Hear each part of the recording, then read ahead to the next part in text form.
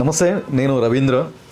ఈరోజు వైఎస్ఆర్ కాంగ్రెస్ పార్టీ ప్రచార విభాగం ఉపాధ్యక్షురాలు శ్రీ కాకు ఉమా గారితోటి మనం ఈరోజు ఇంటర్వ్యూ చేస్తున్నాము. నమస్తే మేడం. నమస్తే సార్. మేడం, మీరు వైఎస్ఆర్ కాంగ్రెస్ పార్టీలో వివిధ కార్యక్రమాల్లో చురుగ్గా పాల్గొంటున్నారు, చాలా యాక్టివ్గా తిరుగుతున్నారు. సో రాష్ట్ర వ్యాప్తంగా మీరు కార్యక్రమాల్లో పార్టిసిపేట్ చేయడం కానీ, మీరు అనేక సందర్భాల్లో మీరు వాయిస్ని పార్టీ తరఫున ఇవ్వడం కానీ చేస్తున్నారు. మీరు రాజకీయాల్లోకి ఏ విధంగా వచ్చారు? ఇంత యాక్టివ్గా ఉండడానికి ఏంటి కారణం ఏంటి? రాజకీయాల్లోకి ఎలా వచ్చారనంటే బేసికల్గా ఏంటంటే నాకు పాలిటిక్స్ అంటే ఇష్టం. చిన్నప్పటి నుంచి కూడా ఒక లీడర్షిప్ క్వాలిటీలో అంటే స్కూల్ స్టేజ్ నుంచి కూడా క్లాస్లో లీడర్గా, అలాగే కాలేజెస్లో కానీ ఎక్కడైనా సరే కల్చరల్ యాక్టివిటీస్లో కానీ అన్నింటిలో కూడా ఒక లీడర్షిప్ అనేది నాకు బాగా ఇంట్రెస్ట్. ఆ లీడర్షిప్ కోసం బాగా ప్రయత్నం చేసేదాన్ని. At the same time social service కూడా చేస్తూ ఉంటాను నా స్థాయిలో నేను చేయగలిగేది. అట్లాగే బేసిక్గా పొలిటికల్గా రావడానికి కారణం ఏంటంటే ఒక కమ్యూనిటీ బేస్ మీద నేను సంఘాలకి రాష్ట్ర మహిళా అధ్యక్షురాలుగా వర్క్ చేయడం జరిగింది. దాని నుంచి ఇంకా పార్టీలోకి అన్ఎక్స్పెక్టెడ్గా రావడం జరిగింది. ఎందుకంటే దీనికి మూల కారణం ఏంటంటే అన్నిటికన్నా ఫస్ట్ ఒక పొలిటీషియన్ అంటే ఎలా ఉండాలనేది రాజశేఖర్ రెడ్డి గారిని చూసినప్పుడు నేను చాలా ఇన్స్పైర్ అయ్యా. ఎందుకంటే ఆయన ఉండే విధానం, ప్రజలతో మమేకమయ్యే విధానం, మాట్లాడే విధానం, ప్రజలందరినీ కూడా తన మన అనే భేదం లేకుండా దగ్గరికి తీసుకునే విధానం, పాదయాత్ర చేసేటప్పుడు అవన్నీ కూడా చూసేదాన్ని. కానీ అప్పుడు అవకాశం లేదు. పొలిటికల్గా నేను ఎంట్రీ అవ్వడానికి ఇంట్లో కూడా కొంచెం ఇబ్బంది అయ్యేసరికి సో ఏంటంటే ఇంక అట్లా నేనైతే బేసిక్గా రాజశేఖర్ రెడ్డి గారిలాగా ప్రజలకి మనం కూడా ఏదో ఒకటి చేయాలి, మన ద్వారా మన చుట్టూ ఉండే పరిసర ప్రాంతాల్లో మనల్ని నమ్ముకున్న వాళ్ళకి ఏదో ఒకటి మన సర్వీస్ చేయాలనే ఇంటెన్షన్తో రావడం జరిగింది. ఎస్, అంటే రాజశేఖర రెడ్డి గారిని స్ఫూర్తి పొంది మీరు రాజకీయాల్లోకి ఆరంగేట్రం చేశారు. నాకు అంత బిఫోర్ రాజకీయ నాయకులు ఎట్లున్నారో ఏంటనేది నేను అంత ఫోకస్ పెట్టలేదు. కానీ రాజశేఖర రెడ్డి గారు నిత్యం ఆయన ప్రజల్లో ఉండే విధానం, పాదయాత్ర స్టార్ట్ చేసి అంటే రైతుల గురించి కావచ్చు, విద్యార్థుల గురించి కావచ్చు, ఒక మాటలో చెప్పాలంటే ఫీజు రియంబర్స్మెంట్ దాంట్లో మా సిస్టర్ కూడా చదివి ఈరోజు తను ఫారెన్లో మంచి జాబ్ చేస్తూ ఉన్నది. దానికి అంతటికీ కారణం ఆయనే. అట్లాంటి ఎంతోమంది విద్యార్థుల్ని నిలబెట్టినటువంటి మహానుభావుడు రాజశేఖర రెడ్డి గారు. టు బీ ఫ్రాంక్ చెప్పాలంటే ఆయన చనిపోయారు లేరు అన్న వార్త విన్నప్పుడు, అంటే కనిపించట్లేదు, ఆచూకీ తెలియట్లేదు అని చెప్పేసి చెప్పినప్పుడు తెలిసేంత వరకు కూడా అసలు నేను లిటరలీ అయితే చాలా ఇంట్లో సొంత మనుషుల్ని పోగొట్టుకుంటే, ఒక తండ్రిని పోగొట్టుకుంటే ఎలా ఉంటుందో అంత అయితే నేను చాలా ఫీల్ అయ్యాను. అసలు నిజంగా అది జరగకూడదు, కానీ బ్యాడ్ లక్ అని అనిపించింది. ఎందుకు మేడం అంత ఎమోషన్ ఎందుకు వచ్చింది? మీకే కాదు, చాలామంది 600 మందికి పైగా ప్రాణాలు పోగొట్టుకున్నారు. చాలామంది కూడా ఆ సమయంలో భావోద్వేగం ఉంది రాష్ట్ర వ్యాప్తంగా. ఇదే విధంగా ఆ ఎమోషన్ నుంచి ఇప్పటికి కూడా యువతలో రాజశేఖర రెడ్డి గారి మీద అభిమానం చూపిస్తున్నారు. ఏంటి ఇంత అభిమానానికి కారణం ఏంటి? అదే సార్, అంటే ఒక రాజకీయ నాయకుడు ఎలా ఉండాలి అనేది ఆయన చూసి చాలామంది రాజకీయంగా ఇన్స్పైర్ అయిన వాళ్ళు ఉన్నారు. ఈయన అండ ఉంటే బాగుండు, ఒక ఇంట్లో సొంత మనిషిలాగా, ఒక తండ్రి స్థానంలో, ఒక అన్న స్థానంలో అసలు ఆయన మాట్లాడే విధానం కానీ ఎక్కడ కూడా ఏదో గర్వం చూపించడం, లేదంటే ఏదో ఆర్టిఫిషియల్గా మన పని ఏదో మనం చేసుకున్నాం, పాలిటిక్స్లోకి వచ్చాము, రాజకీయంగా మనం ఏది లాభార్జన పొందాం, మన స్వార్థ రాజకీయాలు చేసుకున్నామా వెళ్ళామా అనేది కాకుండా చాలా ఇంట్రెస్ట్గా, అంటే ఒక మనిషిని చూస్తే జనరల్గా ప్రతి ఒక్కరికి అర్థమైపోతుందండి. అంటే స్టార్టింగ్లో కాకపోయినా వాళ్ళతో కొంచెం జర్నీ చేసే కొద్దీ వీళ్ళు ఎలాంటి వాళ్ళు ఏంటని పర్టికులర్ వాళ్ళు చేసే వ్యక్తిత్వాన్ని బట్టి, వాళ్ళ పనులను బట్టి అర్థమవుతూ ఉంటుంది. మరి రాజశేఖర రెడ్డి గారు ప్రజల్ని చాలా దగ్గరగా, ఆయన మాటల నుంచి కూడా ఎలా ఉంటుందంటే చాలా ఆప్యాయత కనిపిస్తూ ఉంటుంది. అటువంటి మహానుభావుడిని మరి పోగొట్టుకున్నప్పుడు నిజంగా చూడండి ఎంత అభిమానం ఉంటే, మరి అంతమంది చనిపోయారంటే ఎంత అభిమానం ఉంటే, ఎంత అసలు ఆడవాళ్ళు కాదు పిల్లల దగ్గర నుంచి పెద్దోళ్ళ దగ్గర నుంచి ఎంతమంది తల్లడిల్లిపోయారు అనేది ఆ రోజు నిజంగా నా లైఫ్లో అదొక బ్యాడ్ డే ఏదైనా ఉంది అంటే, నా తండ్రి నా చిన్న వయసులోనే చనిపోయారు, 9th క్లాస్లోనే. ఆ తర్వాత నేను ఎక్కువగా ఫీల్ అయింది ఏంటంటే రాజశేఖర రెడ్డి గారు, ఎందుకంటే ఆయన నేను తండ్రిలా ఫీల్ అయ్యాను. మేడం, మీరు ఇప్పుడు రాజకీయాల్లో చురుగ్గా ఉన్నారు కదా, మరి పరిస్థితులు చూస్తేనేమో కొంచెం ఇబ్బందికర పరిస్థితులుగా ఉన్నాయి. సో మహిళలకి, యువకులకి, పెద్ద పెద్ద నాయకులకే అరెస్టులు చేయటం కానీ ఈ విధంగా జరుగుతుంది. మరి మహిళలుగా ఉండి మీరు ఇంత యాక్టివ్గా పార్టీలో వాయిస్ బలంగా ఇవ్వడానికి మీకు ఎటువంటి భయం లేదా? రెడ్ బుక్లు కానీ ఇలా నడుస్తున్న సందర్భంలో సార్ తప్పే ఉంది. ఇప్పుడు నేను ఒకటే నమ్మాను సార్, అది ఏంటంటే నిజం మన వైపు ఉంది, నిజాయితీ మన వైపు ఉంది. దేనికి భయపడాలి, దేనికోసం భయపడాలి? ఏమి ఎవరిని అన్యాయం చేయట్లేదే. ఇప్పుడు నాకు నచ్చిన పని నేను చేస్తున్నాను, నేను చేసే పనిలో నిజాయితీ ఉందా లేదా అని చెక్ చేసుకుంటున్నాను, నేను నమ్మే నాయకుడు కరెక్టా కాదా అని చెక్ చేసుకున్నాను. అందరూ ఒకేలా ఉండాలని లేదు కదా. ఇప్పుడు హీరోలు ఉన్నారు, మెగాస్టార్ గారికి, చిరంజీవి గారికి కొంతమంది ఫ్యాన్స్ ఉంటారు, బాలకృష్ణ గారికి కొంతమంది ఉంటారు. అట్లా ఎవరికి ఉండే అభిమానులు వాళ్ళకు ఉంటారు. ఒక్కొక్కళ్ళు ఒక్కొక్క పాయింట్ ఆఫ్ వ్యూలో ఒక్కొక్క నాయకుడు నచ్చుతారు. సేవాగుణంలో కావచ్చు, మాట్లాడే విధానం కావచ్చు, ఇవన్నీ కూడా దృష్టిలో పెట్టుకొని మనకంటూ ఒక నాయకుడిని ఎన్నుకున్నప్పుడు సిన్సియర్గా ఆ పార్టీ ఎదుగుదల కోసం కష్టపడడానికే కదా మన పదవులు ఇవన్నీ తీసుకున్నది. కాబట్టి పదవి తీసుకొని ఏదో అలంకరణ ఇదిగా కూర్చొని ఇంట్లో కూర్చొని మనం రాజకీయాలు చేయాలంటే ఎలా కుదురుతుంది? మనం చేసేదే మన ఇంటెన్షను ప్రజలకి సేవ చేయాలి, ఒక లీడర్షిప్గా మనం ఎదగాలి అని చెప్పి అనుకున్నప్పుడు ఖచ్చితంగా ప్రజల్లోకి వెళ్ళాలి. చేసే కార్యక్రమాలన్నింటినీ కూడా మనం అటెండ్ చేయాలి. మన ద్వారా ఎంతోమంది ఇన్స్పైర్ అయ్యేలా కూడా చేసుకోవాలి, కాదంటారా? మీరు జగన్ గారిని దగ్గరగా గమనించారు కదా మేడం. సో ఆయన ఏ విధంగా మహిళలకి విలువిస్తారు? వైఎస్ఆర్ కాంగ్రెస్ పార్టీలో మహిళలకి ఏ విధంగా మీరు ఎక్స్పీరియన్స్ అయ్యారు? జగన్ గారు మహిళల గురించి అంటే ఇది జగన్ గారి నుంచి కాదు, రాజశేఖర రెడ్డి గారి దగ్గర ఉన్నప్పటి నుంచే, ఆయన హయాం నుంచే మహిళలకి మంచి ప్రయారిటీ ఇవ్వడం అనేది నేను చెప్పడం కాదు. ఎంతోమంది మహిళలు, లబ్ధి పొందినటువంటి మహిళలు, రాజకీయ పరంగా ఎంతోమందిని ముందుకు తీసుకొచ్చినటువంటి వ్యక్తి రాజశేఖర రెడ్డి గారు. ఆ తర్వాత జగన్మోహన్ రెడ్డి గారు, మరి తండ్రి 2 అడుగులు వేస్తే కొడుకు 10 అడుగులు వేసినట్టుగా ఈరోజు ఆయన మీరు చూశారు కదా, మహిళలకి ఎంతమందికి ఈరోజు స్థానిక సంస్థల్లో ఇవ్వడం కానీ, ఎంతమందికి ఆపర్చునిటీస్ ఇచ్చారు రాజకీయ పరంగా, ఎమ్మెల్సీలు కానీ, ఎమ్మెల్యేలు కానీ. సో ఇవన్నీ కూడా అంటే నామినేటెడ్ పోస్టులు కానీ, మరి మహిళలకి ప్రయారిటీ ఇచ్చారు కాబట్టి ఇవన్నీ కూడా ఇవ్వగలిగే అంట అవకాశం ఉంది. లేదు ఎందుకులే అనుకుంటే, అంటే ఈ రాజకీయాల పరంగా ఇన్ని సంవత్సరాలు మనకు స్వాతంత్రం వచ్చిన దగ్గర నుంచి కూడా చూసుకుంటే మరి ఏ ముఖ్యమంత్రులు ఆడవాళ్ళకి ఇవ్వనటువంటి ప్రయారిటీ ఈరోజు రాజశేఖర రెడ్డి గారు కావచ్చు, జగన్ గారు కావచ్చు, మహిళలకి పెద్దపీఠం వేసి మహిళలకి చాలా ప్రయారిటీ, ముఖ్యంగా బీసీ, ఎస్టీ, ఎస్సీ, మైనార్టీ మహిళలందరికీ కూడా వాళ్ళకి కావాల్సినటువంటి ప్రతి దానిలో కూడా వాళ్ళని ముందుగా వాళ్ళకి ఫస్ట్ ప్రయారిటీ ఇచ్చి ముందుకు తీసుకెళ్ళడం అనేది నేను చెప్పడం కాదు, చాలామంది మహిళలు కూడా అదే మాట అంటూ ఉన్నారు. మనం కళ్ళారా కూడా చూస్తూనే ఉన్నాం కదా. సో మీరు జగన్ గారిని దగ్గర నుంచి చూస్తున్నారు కాబట్టి మహిళలకి ఎటువంటి ప్రయారిటీ ఇస్తున్నారనేది మీరు బయట ఏదో చాలా ట్రోల్ చేస్తూ ఉంటారు సార్. బయట ఇంకేముందంటే ఇంక వాళ్ళ గురించి చెప్పడం కూడా అనవసరం. బయట ఏంటంటే రకరకాల ప్రోపగాండాస్ పెడుతూ ఉంటారు, కానీ జగన్ గారిని దగ్గరగా చూసిన వాళ్ళకే ఆయన ఏంటనేది అర్థమవుతుంది. ఇంతవరకు ఏ రోజు కూడా చాలా ఆప్యాయంగా ఎన్నిసార్లు కలిసినా సరే కూడా పేరు వెనకాల అమ్మ అని లేనిదే ఆయన మాట్లాడింది ఏ రోజు లేదు. నా పేరు వల్లి అయితే వల్లెమ్మ, వచ్చావా, ఎలా ఉన్నావు, ఏంటని అడుగుతారు ఫస్ట్. అంటే అంత రెస్పెక్ట్ చేస్తారు మహిళలకి. మీరు చూసుకోండి ఎక్కడైనా సరే, ఇప్పుడున్న రాజకీయ నాయకులు ఏ మహిళని కూడా ఇంతవరకు జగన్ గారి హిస్టరీ తీసుకుంటే ఆయన ఎక్కడ మాట్లాడినా, ఏ ఇంటర్వ్యూస్ కావచ్చు, లేదంటే ఏదన్నా సంబంధించి ఆయన మీడియా పరంగా మాట్లాడినా ఎక్కడ కూడా మహిళల్ని కించపరిచినట్టు కానీ, మహిళల్ని తక్కువ చేసి మాట్లాడడం కానీ ఏ రోజు కూడా మాట్లాడలేదు. మరి ఒకసారి చెక్ చేసుకుంటే తెలుస్తుంది మరి ఇంతవరకు అటువంటి నాయకుడు ఉన్నాడా లేదా, మరి అటువంటి నాయకుడు మరి మహిళలకి ఎంత ప్రయారిటీ ఇస్తున్నారు, ఏ విధమైనటువంటి గౌరవం ఇస్తున్నారు అనేది ఆయన చూసే కదా. ఇప్పుడు చంద్రబాబు నాయుడు గారు ఎస్సీ మహిళకి హోమ్ మినిస్టర్గా ఇచ్చింది, జగనన్న తీసుకొచ్చిన దాన్ని బట్టే కదా వీళ్ళు కూడా ఇచ్చింది. ఈరోజు కొత్తగా ఏమి సిబిఎన్ గారు తీసుకొచ్చి హోమ్ మినిస్టర్ పదవిని మరి వంగల్పూడి అనిత గారికి ఎందుకు ఇచ్చారు? గతంలో ఏం లేదు కదండి, అంతవరకు మగవాళ్ళకే కదా ఇచ్చింది. జగన్ గారిని చూసి కాపీ చేసి పేస్ట్ చేశారు ఆయన. ఇప్పుడు ప్రతిదీ అంతే, సంక్షేమ పథకాలు కూడా అంతే కదా. జగన్ గారి విజన్ ఏంటి అంటే మీరేం చెప్తారు? పాలన పరంగా కానీ, అభివృద్ధిలో కానీ, సంక్షేమంలో కానీ జగన్ గారి విజన్ ఏంటి? ఆల్రెడీ 5 ఇయర్స్లో ఆయన విజన్ ఏంటన్నది ఇంతవరకు ఏ ముఖ్యమంత్రి చేయని విధంగా మనందరికీ కూడా కళ్ళకు కట్టినట్లు చూపించారు. కానీ కొంతమందికి కళ్ళు మూసుకోపోయి అవి కనపడటం లేదు. ఫర్ ఎగ్జాంపుల్ ఏంటంటే మీకు 17 మెడికల్ కాలేజీలు, గవర్నమెంట్ మెడికల్ కాలేజీలు జగన్మోహన్ రెడ్డి గారి హయాంలో తీసుకురావడం జరిగింది. అది వాస్తవమా కదా? అందులో ఎన్ని మెడికల్ కాలేజీలు కంప్లీట్ అయినాయి? 5 మెడికల్ కాలేజీలు పూర్తయ్యి క్లాసులు కూడా జరుగుతూ ఉన్నాయి. ఈ 2 మెడికల్ కాలేజీలు కూడా రెడీ అయిపోయి మరి క్లాసులు స్టార్ట్ అవ్వడానికి కూడా సిద్ధంగా ఉన్నాయి. అయినా సరే అవి ఏమి కనపడినట్టు ఒక వీడియోలు పెట్టుకొని ఈరోజు వాళ్ళ ఇష్టానుసారంగా అధికారం ఉంది కదా అని చెప్పేసి, వాళ్ళ టెక్నాలజీ చేతిలో ఉంది కదా అని చెప్పేసి ఉన్న వాటిని కూడా లేనట్టుగా ప్రజలందరినీ కూడా మభ్యపెడతా విష ప్రచారాలు చేస్తూ ఉన్నారు.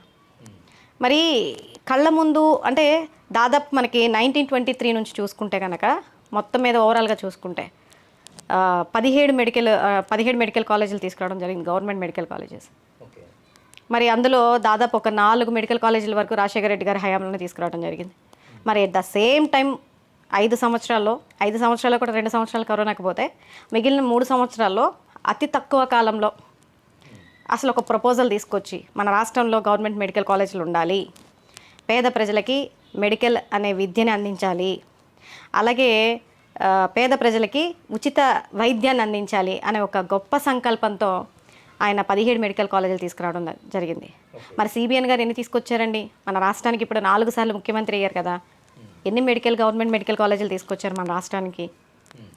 ఒకటన్నా చెప్పండి. ఆయన ప్రపోజల్ పెట్టి తీసుకొచ్చి కట్టించి ఎడ్యుకేషన్ పరంగా అడ్మిషన్స్ కూడా జరిగి క్లాసులు రన్ అయ్యే మెడికల్ కాలేజ్ని ఒకటన్నా చూపించమనండి.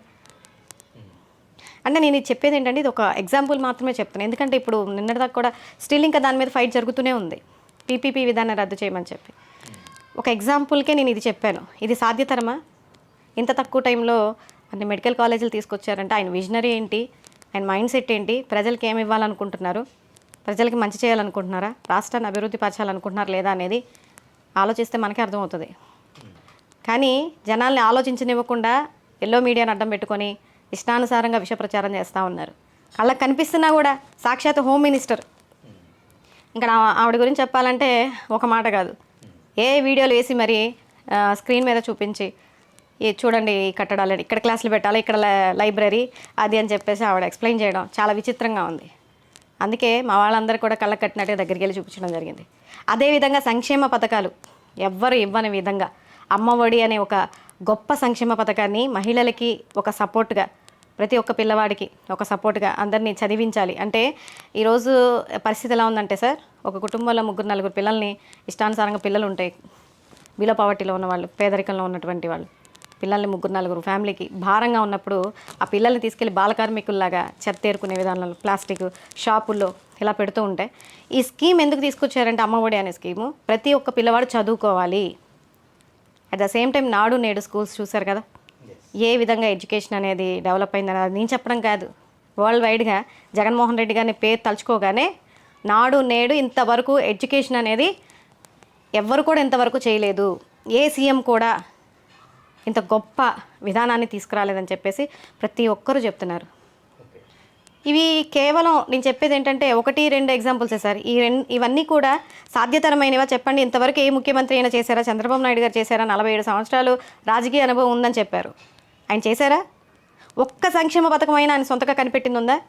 ఈరోజు అమ్మఒడి అని జగన్మోహన్ రెడ్డి గారు తీసుకొస్తే దాన్ని కాపీ కొట్టి పేరు మార్చి అమ్మఒడి కాస్త తల్లికి వందనం అని పెట్టారు. మరి తండ్రికి ఇంధనం పెట్టారు, అది కూడా చెప్పారు కదా, నిన్న దొరికింది కదా సార్. అమ్మకి తల్లికి వందనం, నాన్నకి ఇంధనం. ఆ ఇంధనం కూడా ఈరోజు మరీ దిగజారిపోయి ఏ విధంగా తయారైపోయిందంటే ఈ రాష్ట్ర ప్రభుత్వం ఒకసారి ఆలోచించుకోవాలి.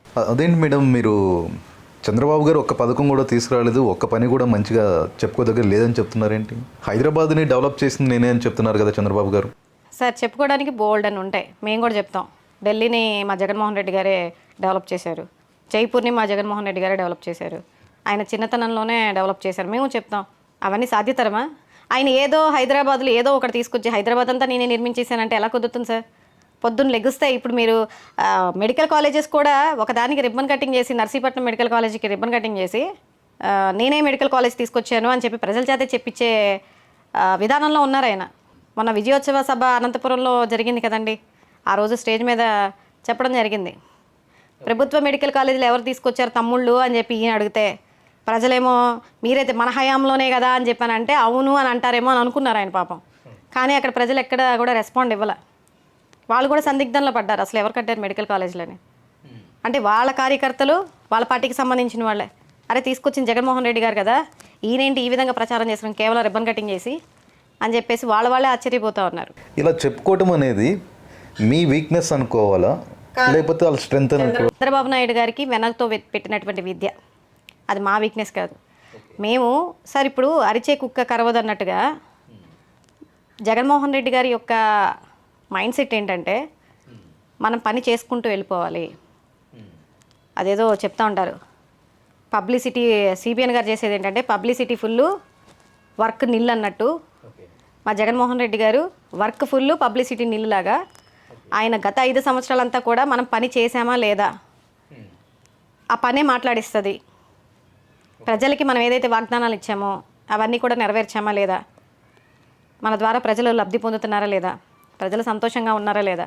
ముఖ్యంగా కరోనా టైంలో సార్ 2 సంవత్సరాలు ఇంటికే పరిమితమై ప్రతి ఒక్కరు కూడా చిన్న స్థాయి నుంచి పెద్ద స్థాయి ప్రతి ఒక్కరు, ఎంత పెద్ద బిజినెస్ మ్యాగ్నెట్ అయినా, లేదంటే ఎంత పెద్ద సాఫ్ట్వేర్ ఇంజనీర్ అయినా, ఎలాంటి వారైనా సరే ఇంటికే పరిమితం అయ్యారు కదా ఆ రోజు 2 years. అటువంటి టైంలో గవర్నమెంట్ని ఎక్కడ కూడా ప్రజలకు ఇబ్బంది రాకుండా వాళ్ళకి మెడికల్ పరంగా కానీ ప్రతి ఒక్కటి కూడా దగ్గరుండి మరి ఆయన పర్యవేక్షణలో చేయడం జరిగింది. అదే టైంలో సిబిఎన్ గారు కనుక ఉంటే, ఇప్పుడు చూస్తున్నాం కదా అధికారంలోకి వచ్చి 18 నెలలు అవుతా ఉంది. ఈ 18 నెలల్లో పిల్లొచ్చిన వేళ గుడ్డొచ్చిన వేళ అని చెప్పేసి పెద్దలు అంటూ ఉంటారు. మరి దాదాపు ఎక్కడ జరగని ఇంతవరకు దేవస్థానాల్లో మరణాలు ఏంటి సార్? అసలు దేవస్థానంలో మరణాలు ఏంటి? దైవ దర్శనానికని వెళ్తే మంచి రోజు వైకుంఠ ఏకాదశి, తొలి ఏకాదశి ఇలాంటి పర్వదినాలప్పుడు ప్రజలు వస్తారని ముందు తెలీదా? అటువంటి పర్వదినాల రోజు దేవుడిని దర్శించుకుందామని ప్రజలు వెళ్తే ఏకంగా దేవుడికి వెళ్ళిపోయేటటువంటి ప్రయత్నాలు, అంటే ఈ గవర్నమెంట్ అంత అశ్రద్ధ వహిస్తూ ఉంది. మరి ఇంత అశ్రద్ధ ఎప్పుడు లేని విధంగా 3 సార్లు 3 దేవాలయాల్లో ఈరోజు ఎంతమంది చనిపోయారండి?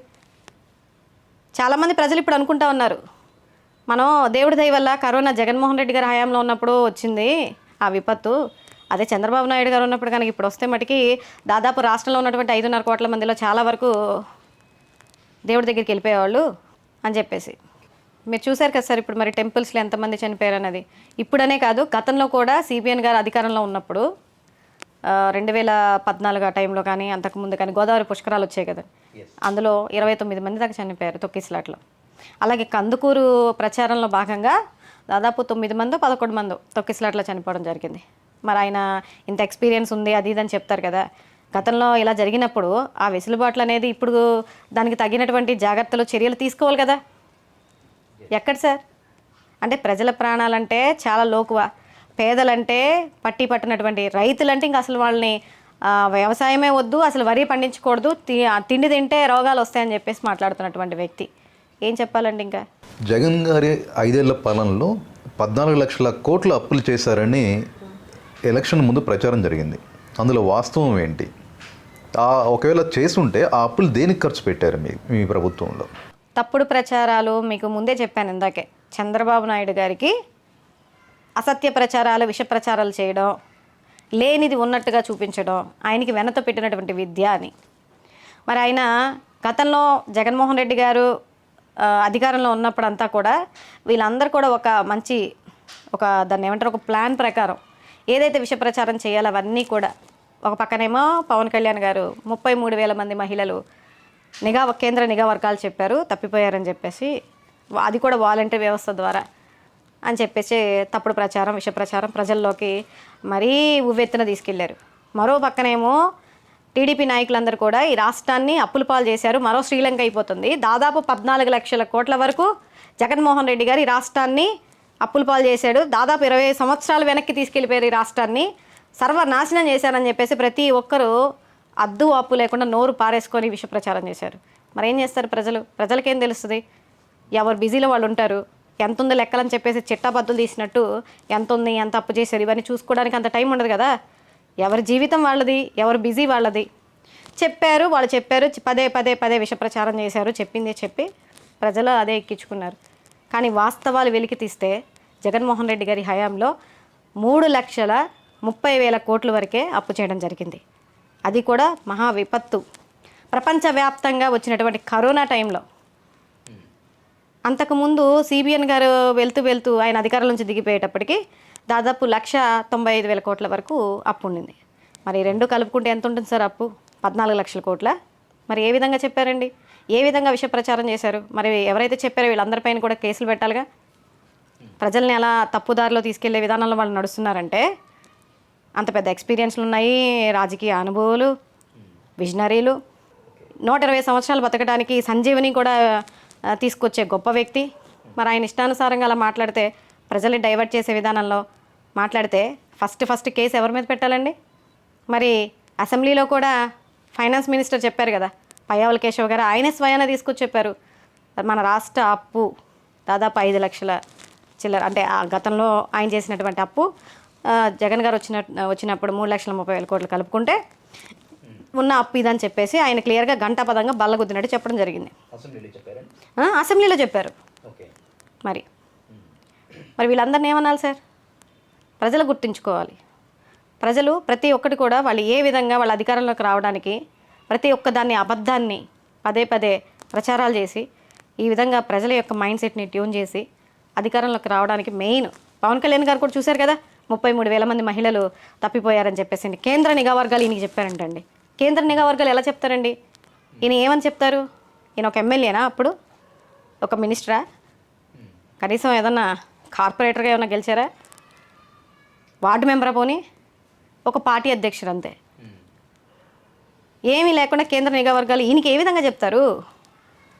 నాకు కేంద్ర నిఘా వర్గాలు చెప్పారు, నా దగ్గర సమాచారం ఉంది అని చెప్పేసి అసలు ఉవ్వెత్తున ఏదో ప్రజల్ని ఉద్ధరించేవాళ్ళలాగా, మహిళలను ఉద్ధరించేవాళ్ళలాగా, మహిళా రక్షకుడుగా. ఇప్పుడు తెలుస్తుంది మహిళా రక్షకుడా భక్షకుడా అని. ఆడపిల్లలు రాష్ట్రంలో ఎంతమంది చనిపోతూ ఉంటే, అత్యాచారాలు చేస్తూ ఉంటే ఏం చేస్తున్నారండి? కొంతసేపు ఏమో కాషాయ వస్త్రాలు ధరిస్తారు, కొంతసేపు ఏమో చెప్పులు వేసుకుంటారు, కొంతసేపు ఏమో షార్ట్లు వేసుకొని వెళ్ళి సెలూన్లు ఓపెన్ చేస్తారు. ఒక రాజకీయ నాయకుడికి ఉండేటటువంటి లక్షణాలేనండి అవి. ప్రజల్ని ఈ విధంగా డైవర్ట్ చేసి మభ్యపెట్టే నాయకుల్ని ఎవరైతే ఉన్నారో, ఫస్ట్ ఆఫ్ ఆల్ ఇప్పుడు కేసులు పెడుతున్నారు కదండి, తప్పుడు కేసులు పోస్ట్ ఫార్వర్డ్ చేసి గవర్నమెంట్లో ఉన్నటువంటి తప్పుని ఎత్తి చూపిస్తూ ఉంటే ఫ్యామిలీని అంతా కూడా ఇబ్బంది పెట్టే విధంగా తెల్లారగట్ల వెళ్ళిపోయేది దేశద్రోహుల్ని, టెర్రరిస్టులను పట్టుకున్నట్టుగా 3 గంటలకి 4 గంటలకి నైటీల మీద ఉన్న ఆడవాళ్ళని కూడా డ్రెస్ చేంజ్ చేసుకొస్తారని కూడా వినకుండా వాళ్ళు ఎక్కడికో పారిపోతారు, దేశం వదిలి వెళ్ళిపోతారు అన్నట్టుగా పోలీసులు అత్యుత్సాహం చూపించేసి పట్టుకుంటున్నారు కదా. మరి ప్రజలందరినీ ఇలా డైవర్ట్ చేసి ఇలా తప్పుడు ప్రచారాలు చేసి లేనిది ఉన్నట్టుగా మాట్లాడిన వాళ్ళని ఏం చేయాలండి? వాళ్ళు కాదా దేశద్రోహులు? వాళ్ళు కాదా నమ్మక ద్రోహులు? అలాంటి వాళ్ళ మీద చర్యలు తీసుకోవాలి కదా. ఇవన్నీ కూడా ప్రజలు గమనించాలి. అంటే ఏ సందర్భంలో కూడా పవన్ కళ్యాణ్ మాట్లాడట్లేదు. గతంలో 33,000 మంది మిస్ అయ్యారు, 30,000 మంది మిస్ అయ్యారు అని చెప్పిన పవన్ కళ్యాణ్ ఈరోజు అధికారంలో ఉన్నారు, ఆయన ఏం మాట్లాడట్లేదు అంటున్నారు మీరు. అవును, వాస్తవమే కదా సార్. ఇప్పుడు 18 నెలలు అయిపోతుంది కూటమి ప్రభుత్వం అధికారంలోకి వచ్చి, 18 నెలలు వస్తూ ఉంది. ఏనాడన్నా గతంలో ఆయన అపోజిషన్లో లేడు, ఇప్పుడు గెలిచింది లేదు, ఏమీ లేదు. కానీ ఆ టైంలో ఆయనకు బాగా ఫ్రీడమ్ ఇచ్చేసారు. ఎవరంటే మా జగన్మోహన్ రెడ్డి గారు. ఒక విధంగా మా జగన్మోహన్ రెడ్డి గారికి కూడా చాలా తప్పు ఉంది. ఎందుకంటే ఆయన సరిగా అధికారాన్ని ఇప్పుడు వీళ్ళు ఉపయోగిస్తున్నట్టుగా వాళ్ళు సరిగా అప్పట్లో ఆయన ఉపయోగించుంటే ఈరోజు మాకు ఈ పరిస్థితి ఉండేది కాదు వాస్తవానికి. ఏ విధంగా అంటే ఇప్పుడు మీరు చెప్తున్నారు కదా, పవన్ కళ్యాణ్ గారు అబద్ధాలు చెప్పారు కదా, మరి ఇప్పుడు ఏం చేయట్లేదు అధికారంలోకి వచ్చి అంటే. మరి ఆ రోజు ఏమని ఆయన అన్ని అబద్ధాలు చెప్పేసి ప్రచారాలు చేశారు? అదే ప్రచారం ఇప్పుడు మీరు చేస్తారా? నేను చేస్తానా? లేదంటే వైసీపీ కార్యకర్త కానీ సేమ్ ఆయనలాగా వెళ్ళిపోయి ప్రచారాలు చేసేసి కూటమి ప్రభుత్వం మీద ఇలా దుష్ప్రచారాలు చేసామనుకోండి, ఇప్పుడు కూటమి ప్రభుత్వం ఊరుకుంటుందా? నేను చెప్పే కదా, ఒక పోస్ట్ సోషల్ మీడియాలో ఒక పోస్టు రైతులకి యూరియా సప్లై చేయలేదు, ఇది కూటమి యొక్క వైఫల్యం అని చెప్పేసి ఆ పోస్ట్ ఏదైతే ఉంటుందో దాన్ని ఏమన్నా ఫార్వర్డ్ చేసినా, దాని గురించి ఏదన్నా మాట్లాడినారండి మాటలు, వెంటనే వచ్చేస్తారు. ఎవరు? మన హోమ్ మినిస్టర్ గారు ఉన్నారు కదా, ఆవిడ పంపించేస్తారు. వెంటనే ఫోన్ వెళ్తుంది పైనుంచి, సిబ్బందిని అంతా కూడా ఏదో టెర్రరిస్ట్ని పట్టుకున్నట్టు ఇంటి చుట్టూ రెడీగా. అది కూడా డ్రెస్లో రారండి, మళ్ళీ గుర్తుపట్టేసి వీళ్ళు ఏమైనా పారిపోతారేమో కదా, అది మఫ్టీలో వచ్చేసి తెల్లారగట్లు వచ్చి ఆడవాళ్ళని మగవాళ్ళని గోడలు దూకి అవసరమైతే తాళాలు బద్దలు కొట్టి చేస్తారు. ఎందుకంటే అధికారం వాళ్ళ చేతిలో ఉంది. ఇంత పెద్ద పెద్ద విష ప్రచారాలు చేశారు. మన రాష్ట్రం అప్పు 14 లక్షల కోట్లు అని చెప్పేసి ప్రజలందరికీ కూడా అబద్ధాలు చెప్పినట్టే కదా. అది ఏ స్థానంలో ఉండి వాళ్ళు అబద్ధాలు చెప్పారు? ఒక ఆయనేమో 4 సార్లు ముఖ్యమంత్రి, 47 సంవత్సరాల రాజకీయ అనుభవం. మరి ఇంకొక ఆయన వచ్చేసి సినీ ఫీల్డ్ మంచి ప్రముఖుడు, మంచి ఫాలోవర్, అంటే ట్రెండీ హీరో, అట్లాగే పొలిటీషియను. ఆయన కూడా రాష్ట్ర ప్రజల్ని మభ్యపెట్టేస్తా 33,000 మంది మహిళలు తప్పిపోయారు, కేంద్ర నిఘా వర్గాలు చెప్పాయి, వాలంటరీ వాళ్ళదే హస్తం ఉందని చెప్పేసి మాట్లాడారు. మరి వాళ్ళపైన ఎందుకు కేసులు పెట్టరా? వాళ్ళని అరెస్ట్ చేయరా? చిన్న పోస్ట్ పెట్టిన వాళ్ళకి, చిన్న వాళ్ళ మీద ఈరోజు వాళ్ళ అధికారాన్ని, వాళ్ళ యొక్క ఏమంటారు ఇంకా దాన్ని, చిన్న వాళ్ళపైన, ఒక కార్యకర్త పైన, ఒక సామాన్య కార్యకర్త పైన ఎన్ని కేసులు పెడుతున్నారంటే, రాష్ట్రంలో ఇక్కడుంటే పక్క ఊర్లో పెట్టడం, మళ్ళీ ఇంకో చోట ఒక బెయిల్ రాకుండా తిప్పడం, రిమాండ్కి తీసుకెళ్లకుండా వాళ్ళ ఇష్టానుసారంగా చాలా రకాలుగా, కుటుంబ పరంగా కూడా చాలా రకాలుగా ఇబ్బంది పెడతా ఉన్నారు. జగన్ గారి పైన నాటి నుంచి జగన్ 1,00,000 కోట్ల ఆరోపణల నుంచి ఈరోజు లిక్కర్ స్కామ్ వరకు ఆరోపణలు ఉన్నాయి. సో వీటిని ఏ విధంగా మీరు సమాధానం చెప్పగలరు? మీరే చెప్పారు కదా ఆరోపణలని. ఆరోపణలే. ఆధారాలు లేని ఆరోపణలు కాకపోతే ఆధారాలు లేని ఆరోపణలు. ఇప్పుడు ఈ దేశంలోనే రిచెస్ట్ ముఖ్యమంత్రిగా అని చెప్పేసి సిబిఎన్ గారికి ఒక పేరుంది. మీరు విన్నారా ఆ పేరు? రిచెస్ట్ సీఎంగా.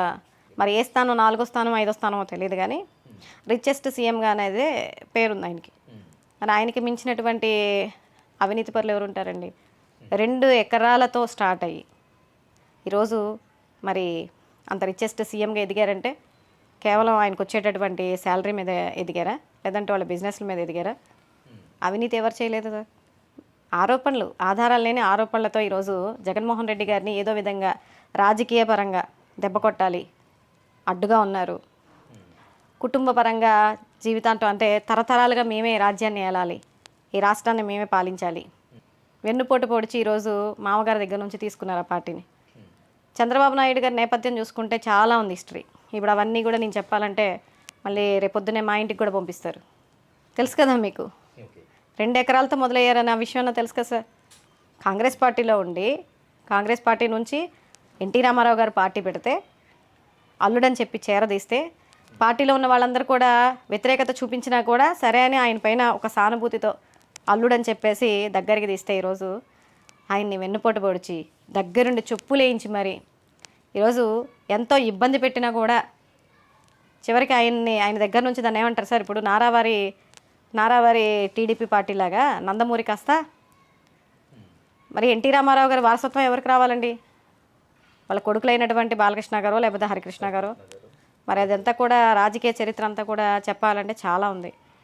ఎవరిని కూడా అడ్డు లేకుండా చాలా చక్కగా చాలా మేధావితనంతో మరి టీడీపీ పార్టీని అంటే బాధ్యతను తీసుకున్నారు. బాధ్యతను తీసుకొని ఈరోజు మన దేశంలోనే రిచెస్ట్ ముఖ్యమంత్రిగా సీఎంగా మరి మొన్న కూడా చూసాం గిన్నిస్ బుక్లు ఎక్కాలన్న ఆయనకి. అంటే ఈ రోజుల్లో ఎలా ఉందంటే సార్, ఇప్పుడు మీరు ఏదైనా మంచి పని చేశారనుకోండి, మీరు ఎప్పుడన్నా బయటికి వెళ్ళి 10 సార్లు చెప్పుకుంటారా?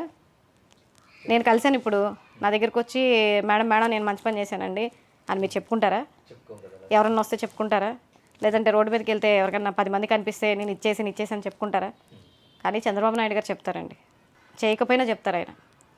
అంటే సెల్ఫ్ డబ్బాలు, నేనే విజనరీని, నేనే అన్ని టెక్నాలజీని కనిపెట్టింది నేనే తీసుకొచ్చాను ప్రాజెక్టులు. కానీ ఈ రాష్ట్రం డెవలప్ అయిందంటే నా వల్లే, పిల్లలు పుట్టారంటే నా వల్లే, గేదెలకు కూడా హాస్టల్ పెడుతున్నారండి.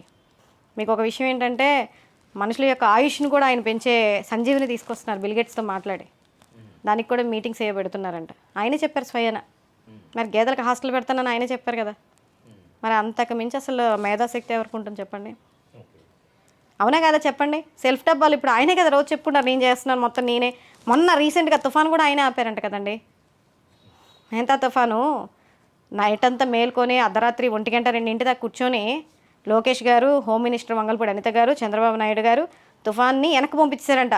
అమెరికా వాళ్ళకి కూడా ఈ టెక్నాలజీ తెలియదంట, ఇంతవరకు ఎవరు చేయలేదట. తుఫాన్ని కూడా ఒంటి చేత్తో వెనక్కి పంపించేసి మేకులు కొట్టి మరీ ఆపారంట. నమ్ముతారా మీరు? ప్రజలు నవ్వుకుంటున్నారు సార్. మేడం, మద్యం కేసులో ఇప్పుడు రీసెంట్గా జోగి రమేష్ గారిని అరెస్ట్ చేశారు. ఏంటి దాంట్లో ఉన్న ఆయన పాత్ర ఏంటి, అసలు ఏం జరిగింది? జోగి రమేష్ గారిని అరెస్ట్ చేస్తున్నప్పుడు ఆ దగ్గరలో నేనే ఉన్నా. మాకు ఇలా అరెస్ట్ చేయబోతున్నారని ఇంటికి వచ్చారు. తెల్లారగట్లే 4ంటికే వచ్చారు. మీకు ఇందాక చెప్పాను కదా, మన రాష్ట్రంలో ఎక్కడా లేని, ఏ రాష్ట్రంలో లేని విధంగా మన రాష్ట్రంలో పోలీసు వాళ్ళకి అత్యధికమైనటువంటి సన్మానాలు, సత్కారాలు, వాళ్ళకి డబల్ శాలరీస్ కూడా ఇస్తున్నారంట ఇప్పుడు.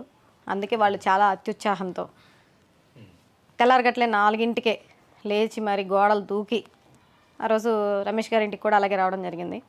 గోడలు ఎక్కేసి బయట వాచ్మెన్ ఉంటే అతన్ని టచ్ చేసి లేపి మరి చాలా అత్యుత్సాహం చూపించారు ఆ రోజు. అంటే మహిళలు ఉంటారు, భయపడతారు. కానీ ఎందుకు క్యాజువల్గా మామూలుగా రావచ్చు కదా, 4ంటికి రావాల్సిన అవసరం ఏంటి? ఆయన ముందుగానే అనౌన్స్ చేశారు. ముందుగానే అమ్మవారి గుడికి వెళ్ళి కుటుంబ సమేతంగా వాగ్దానం చేశారు కర్పూరం వెలిగించి, నేను ఇక్కడే ఉంటాను, మీరు ఏ టైం అయినా రావచ్చు, ఇక్కడే ఉంటా, ఎక్కడికి పారిపోను, దేశాలు వదిలేసి నేను ఎక్కడికి వెళ్ళను అని చెప్పినాక కూడా ఎందుకు సార్ అంత అత్యుత్సాహం? నాకు అర్థం కాదు.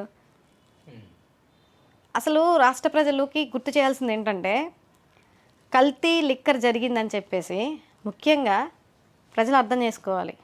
ఇప్పుడు ఎవరు చేశారు ఇదన్నది కొంచెం పక్కన పెడితే కల్తీ లిక్కర్ జరిగిందా అంటే కల్తీ లిక్కర్ మాఫియా జరిగిందా లేదా?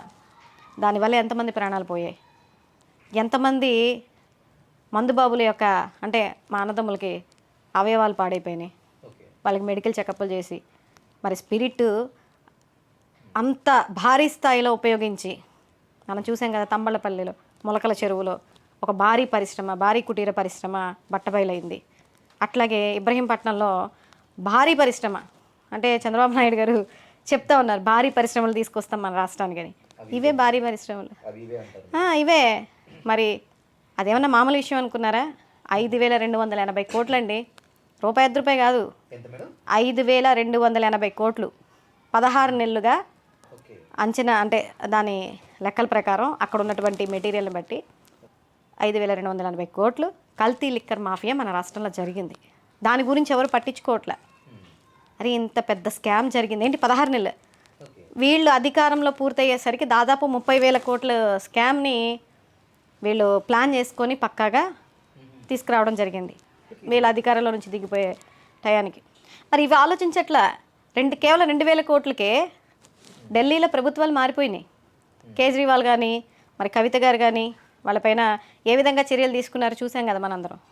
మరి ఇక్కడ ఆంధ్రప్రదేశ్లో 5,280 కోట్ల కల్తీ మద్యం అమ్మకాలు జరిగి అంత పెద్ద స్కామ్ బయటపడితే దాని గురించి ఆలోచించకుండా దానికి సంబంధించి విచారణలు కానీ చెకింగ్లు కానీ బెల్ట్ షాపుల్లో కానీ బార్ షాపుల్లో కానీ పర్మిట్ రూములు విచ్చలవిడిగా ఈరోజు గుడి బడి అనేది లేకుండా గుడి ముందు బడి పక్కన ఇష్టానుసారంగా మద్యాలను అమ్ముతూ ఉన్నారు. నెల్లూరు జిల్లాలో కూడా మొన్న సాక్షి టీవీ దగ్గరుండి చూపించారు. కిరాణా షాప్లో అమ్ముతున్నారు సార్ నెల్లూరు జిల్లాలో. కిరాణా షాప్లో జనరల్ స్టోర్స్ అంటారు కదా, జనరల్ అందులో ఉన్నాయి చాలా పబ్లిక్గా డైరెక్ట్గా కెమెరా ముందు. ఈరోజు అది తప్పు. జోగి రమేష్ గారు కూడా చేసిన నేరం ఏంటంటే దాన్ని బట్టబయలు చేశారు. అంటే నేరం చేశారని ఒప్పుకుంటున్నారు మీరు? ఎవరు? మీరు. ఆయన చేసిన నేరం చెప్తున్నా, మీరు ఆయన నేరం చేశారు అదేంటనేది కూడా మీరు పూర్తిగా వినండి. ఏం చెప్తున్నా నేను, బట్టబయలు ఎక్కడైతే ఇబ్రహీంపట్నంలో భారీ పరిశ్రమని కళ్ళకు కట్టినట్లు ఈ రాష్ట్ర ప్రజలకి కళ్ళకు కట్టినట్లుగా ఈ కూటమి ప్రభుత్వం ఉలిక్కి పడేలాగా వీడియోలతో సహా అక్కడ ఏ విధంగా స్కామ్ జరిగింది, ఎంత స్పిరిట్ బాటిల్స్ అన్నీ కూడా వాడి ఏ విధంగా చేస్తున్నారని చెప్పేసి వీడియోలతో సహా దగ్గరుండి చూపించారు ఆయన. అది ఆయన చేసిన తప్పు. అది ఈరోజు చూపించి ప్రజలందరికీ తెలిసేలాగా వీళ్ళ అవినీతిని వీళ్ళ పత్యాపారాన్ని బయటికి తీసుకొచ్చి చూపించారు కదా. ప్రజల ప్రాణాలతోనూ మానాలతోనూ ఆడుకునేటటువంటి ఇంత దారుణమైనటువంటి అవినీతిని బట్టబయలు చేసినందుకు ఆయన పైన ఈరోజు అక్రమంగా కేసు పెట్టడం జరిగింది. ఈ వాట్సాప్ కన్వర్జేషన్ అక్కడ నిందితుడికి ఈయనకి జోగి రమేష్ గారికి మధ్య వాట్సాప్ కన్వర్జేషన్. సార్ ఇప్పుడు నేను కూడా మీకు ఒక స్క్రీన్ షాట్ పంపిస్తా. ప్రధానమంత్రి గారు నాకు రోజు గుడ్ మార్నింగ్ పెడుతున్నట్టు స్క్రీన్ షాట్ తీసి మీకు పెడతాను. అది ఆధారం చేసుకొని రేపు మీరు వెళ్ళి నన్ను తీసుకెళ్ళి ప్రధానమంత్రితో కల్పించండి అని చెప్తే నేను తీసుకెళ్ళగలనా? అంటే అంత క్లోజ్గా గుడ్ మార్నింగ్ పెట్టే అంత క్లోజ్ ఉందని స్క్రీన్ షాట్ చూసి నమ్మేస్తారా మీరు? దాని మీద విచారణ ఉంటుందిగా. అందులో ఏ టెక్నాలజీ వచ్చి టెక్నాలజీని అంతా కనిపెట్టింది వాళ్ళ చేతిలో ఉండి అదో పెద్ద విషయమా? నేనే మార్చి మీకు పంపిస్తా ఇప్పుడు కావాలంటే చూడండి. పేరు పైన స్క్రీన్ పైన మా ఎవరిదో నెంబర్ మీద మోడీ గారు అని పెడతా. నాకు వేరే వాళ్ళు పెట్టే గుడ్ మార్నింగ్లన్నీ నాకు వేరే వాళ్ళు చేసేటటువంటి కాన్వర్సేషన్స్ అంతా కూడా స్క్రీన్ షాట్ తీసి మీకు వాట్సాప్ చేస్తా. అంటే ఆయన చేసినట్టేనా? అదో ఆధారమా సార్? అదొక ఆధారమా? పైగా ఇంకోటి చెప్తా. పైగా ఆ స్క్రీన్ షాట్ ఏదైతే ఉందో జోగి రమేష్ గారికి అను నిందితుడిగా ఉన్నటువంటి జనార్దన్ రావు ఏవన్గా ఉన్నటువంటి అతనికి మధ్య జరిగినటువంటి కాన్వర్జేషన్ ఏదైతే స్క్రీన్ షాట్ పెట్టారో అసలు ఆయన ఫోన్ పోయిందని చెప్పాడు. ఎయిర్పోర్ట్లోనే నా ఫోన్ పోయింది అని చెప్పినోడికి ఆ తర్వాత స్క్రీన్ షాట్ ఎలా వచ్చిందండి? నా ఫోన్ పోయిందని ఆయనే చెప్పారు కదా. ఎందుకంటే ఆ ఫోన్ తీస్తే దాంట్లో ఉన్నటువంటి అసలైన నిందితులు ఎవరు? పాత్రధారులు బయటకు వచ్చారు 3. సూత్రధారులు ఎవరు? సూత్రధారులు అంటే ఇంక కూటమి పెద్దలు, మేధావులు, ముఖ్యమంత్రులు, షాడో ముఖ్యమంత్రులు వీళ్ళందరూ బయటకు వస్తారు కదా. అందుకని ఏంటంటే ముందుగానే ఒక స్క్రిప్ట్ ప్రకారం నా ఫోన్ పోయిందని ఆయన చెప్పడం, ఫోన్ పోయిన తర్వాత స్క్రీన్ షాట్ బయటకు తీసుకురావడం. అంటే ఈరోజు టార్గెట్ ఏంటంటే అవినీతి జరిగింది అని చెప్పి బయటికి తీసుకొచ్చి ప్రజలకి తీసుకొచ్చి ఇప్పుడు వాళ్ళ ఇమేజ్ని అంతా కూడా ప్రజలకు చూపించారు కదా ఈ విధంగా భారీ స్థాయిలో అవినీతి జరిగిందని. అది జోగి రమేష్ గారు చేసినటువంటి తప్పు. అప్పటికే ఆయన ఛాలెంజ్ విసిరారు, నాకు నార్కో టెస్ట్ చేసుకోండి, లైవ్ డిటెక్టివ్తో నాకు అనలైజర్తో నాకు టెస్ట్ చేసుకోండి, నా ఫోన్లు మీకే ఇస్తాను. దైవ సాక్షిగా ప్రమాణం చేయడానికి నేను నా కుటుంబంతో రెడీ. తిరుమల వస్తారా, అమ్మవారి గుడికి వస్తారా అని అడిగారు. అమ్మవారి గుడికి వెళ్ళి కూడా కుటుంబ సమేతంగా ప్రమాణం చేశారు కూడా ఆయన. చేసిన ఇన్ని చెప్పినా అన్నిటికన్నా ముఖ్యమైనది సిబిఐ ఎంక్వైరీ చేయమని కూడా చెప్పారు. సిబిఐ ఎంక్వైరీ చేయండి, మీ సిట్టు ఇంకోటి కాదు. సిట్ అంటే ఎవరిది? మీకు అనుసంధానంలో నడిచేటటువంటి సిట్టుని మీ చేతిలో పెట్టుకొని మీకు అనుగుణంగా మీరు సిట్ అంటే సిట్టు, స్టాండ్ అంటే స్టాండ్ అనేలాగా పెట్టుకునేది కాదు కదా. సిబిఐ ఎంక్వైరీ చేయండి. నిజంగా అప్పుడు ఏంటనేది నిజం బయటకు వస్తుంది కదా. ఆయన మీకు ఛాలెంజ్ విసిరితే దానికి ఎటువంటి స్పందన లేకుండా వచ్చేసి అరెస్ట్ చేస్తారు. అంటే అక్కడే అర్థమైపోతుంది ప్రజలకు కూడా, ఆల్మోస్ట్ అందరికీ అర్థమవుతా ఉంది ఇదంతా కూడా ఒక రెడ్ బుక్ రాజ్యాంగాన్ని నడిపిస్తున్నారు. ఒక స్క్రిప్ట్ ప్రకారం నెక్స్ట్ ఎవరు, వాట్ నెక్స్ట్, హూజ్ నెక్స్ట్. ప్రజలు కూడా ఇదంతా కూడా వీళ్ళపైన ఆరోపణలు, ఆధారం లేనటువంటి ఆరోపణలు, దేవుడు సాక్షిగా ప్రమాణం చేసినా కూడా వాళ్ళ నుంచి స్పందన లేకుండా, ప్రతిస్పందన అనేది ఉండాలి కదా సార్. ఇప్పుడు ఛాలెంజ్ విసిరి నేను చేయలేదు, తప్పు చేయలేదు, నేను ప్రమాణం చేసినా మీరు చేయండి అని చెప్పి అడిగినప్పుడు మీ నుంచి రావాలి కదా. దాంతో సంబంధం లేదు. మాకు స్క్రీన్ షాట్ ఉంది, అరెస్ట్ చేసేస్తాం. లేదా ఏమనగా ఉన్నటువంటి జనార్దన్ రావు ఒక వాంగ్మూలం ఇచ్చాడు, దీని అంతటికీ కారణం జోగి రమేష్ గారు. కానీ ఒక చిన్న లాజిక్ సార్, ఓడిపోయి అతి ఘోరంగా ఓడిపోయి ప్రజలే దగ్గరుండి ఓడించి 11 సీట్లు ఇచ్చారని మీరే చెప్తున్నారు కదా. కనీసం ప్రతిపక్ష హోదా కూడా లేదని మీరే చెప్తున్నారు కదా. మరి చెప్పినప్పుడు 16 నెలలుగా జోగి రమేష్ గారు 5,280 కోట్ల లిక్కర్ స్కామ్ని నడుపుతూ ఉంటే, కల్తీ లిక్కర్ స్కామ్ని, మీరేమైపోయారు? మీరు ఎక్కడికి వెళ్ళారు? ఎవరు గవర్నెన్స్ ఉంది? జగన్మోహన్ రెడ్డి గారు గవర్నెన్స్ ఉందా? జోగి రమేష్ గారు అధికారంలో ఉన్నారా? ఎవరున్నారు? 16 నెలలుగా ఈ తంతు నడుస్తూ ఉంటే మీరేమన్నా కళ్ళు మూసుకొని నిద్రపోతా ఉన్నారా? కళ్ళు కనిపించట్లేదా? చీమ చిట్టుక్కుమన్నా తీసుకెళ్ళి అరెస్టులు చేస్తున్నారు కదా. మరి ఇంత పెద్ద మాఫియాని నడిపాడంటే మరి 16 నెలలుగా మీరు ఏం చేస్తున్నారు? మీ లా అండ్ ఆర్డర్ ఎక్కడికి వెళ్ళింది? మీ మేధావితనం ఎక్కడికి వెళ్ళింది? మీ టెక్నాలజీ ఎక్కడికి వెళ్ళింది? ఇన్ని రోజుల నుంచి ఎందుకు మీరు ఆయన పట్టుకోలేదు? అవునా కదా, చెప్పండి. అంటే మీ సపోర్ట్ లేకుండానే ఈరోజు కల్తీ మద్యం జరిగిందా? మీ సపోర్ట్ లేకుండానే, ఒకవేళ మీరు చెప్పిన విధానంలోనే వస్తాను నేను, జోగి రమేష్ గారే చేశారు దీనికి కర్త కర్మ క్రియ అని చెప్పేసి జనార్దన్ రావు చెప్పారు కదా. మీ సపోర్ట్ లేకుండానే మీ గవర్నమెంట్లో, మీ కూటమి గవర్నమెంట్లో ఓడిపోయినటువంటి జోగి రమేష్ గారు, కనీసం ప్రతిపక్ష హోదా లేనటువంటి వైఎస్ఆర్సీపీ నుంచి ఉన్నటువంటి జోగి రమేష్ గారు, 11 స్థానాలకే పరిమితమైనటువంటి పార్టీకి సంబంధించినటువంటి జోగి రమేష్ గారు 5,280 కోట్లు కల్తీ లిక్కర్ మాఫియా చేస్తూ ఉంటే మీరందరూ ఏమైపోయారు? అంటే మీ చేతకంతనమా? మీ చేతకంతనమా లేదంటే మీరు కూడా అందులో భాగస్వాములై మీ కమిషన్లు 25% కరకట్టగా ఏమైనా వెళ్తున్నాయా? అవి కూడా బయటికి తీసుకురావాలి కదా. మరి అవేమీ లేకుండా ఆయన ఇచ్చిన వాంగ్మూలం జోగి రమేష్ గారే మొత్తం చేశారని అంటే ఒక మాట పట్టుకొని మీరు అరెస్టులు చేసేస్తే, ఈరోజు జోగి రమేష్ గారు కూడా చెప్తారు. ఇప్పుడు ఆయన తీసుకెళ్లారు కదా, ఆయన చెప్తారు ఏమని, ఆయన కూడా ఒక వాంగ్మూలం ఇస్తారు వచ్చి, దీని అంతటికీ కూడా నన్ను నడిపించింది సిబిఎన్ గారే అని చెప్తారు, నారా లోకేష్ గారే అని చెప్తారు. తీసుకొచ్చి అరెస్ట్ చేసేస్తారా? చెప్పండి. జోగి రమేష్ గారిని ఏ కారణాల చేత, ఏ ఆధారాల చేత అరెస్ట్ చేశారు అది గవర్నమెంట్ చెప్పాలి కదా. కానీ వాళ్ళు చెప్తుంది ఏంటి? ఒక స్క్రీన్ షాట్ ద్వారా, లేదంటే ఏమనగా ఉన్నటువంటి జనార్దన్ రావు చెప్పినటువంటి వాంగ్మూలాన్ని తీసుకుని ఆధారం చేసుకుని అరెస్ట్ చేసామంటున్నారు. నేను ఇదే క్వశ్చన్ సూటిగా కూటమి ప్రభుత్వాన్ని ప్రశ్నిస్తున్నా. ఏమని అంటే, ఈరోజు జోగి రమేష్ గారు అలాగే జోగి రాము గారు వీళ్ళిద్దరి దగ్గర కూడా వాంగ్మూలం తీసుకోండి. వాళ్ళు కూడా దీని అంతటికీ సూత్రధారులు మొత్తం సిబిఎన్ గారు, షాడో ముఖ్యమంత్రి నారా లోకేష్ గారు అని చెప్తారు. అలాగే పవన్ కళ్యాణ్ అని కూడా చెప్తారనుకోండి. మీరు ఆ ముగ్గురిని కూడా తీసుకొచ్చి అరెస్ట్ చేస్తారా? కేవలం ఒక వాంగ్మూలాన్ని ఆధారం చేసుకొని మీరు ఈరోజు అరెస్ట్ చేస్తున్నారంటే ఎంత చేతగాని తనంలో ఉన్నారు, ఎంత దిగజారిపోయి రాజకీయాలు, చిల్లర రాజకీయాలు చేస్తున్నారు అనేది ప్రజలందరూ కూడా అర్థం చేసుకుంటూ ఉన్నారు. ఎందుకంటే పాత్రదారులు ఈ కల్తీ మద్యం మాఫియాలో ఉన్నటువంటి కట్టా సురేంద్ర నాయుడు, అతని గురించి తెలుసా అండి మీకు? కట్టా సురేంద్ర నాయుడు అనే వ్యక్తి 2006లో హత్యారోపణలో జీవిత కారాగార శిక్ష అనుభవించేటటువంటి వ్యక్తిని 2014లో చంద్రబాబు నాయుడు గారు క్షమాభిక్ష అనే విధానంలో ఆయన బయటికి తీసుకురావడం జరిగింది.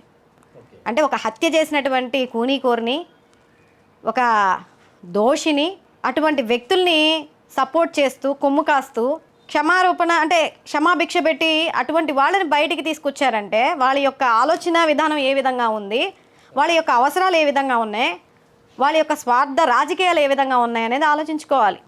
అతనికి దీనికి లింక్ ఏంటి? మెయిన్ అతనే కదా సార్, దీని అంతటికీ కూడా పాత్రధారి అతనే.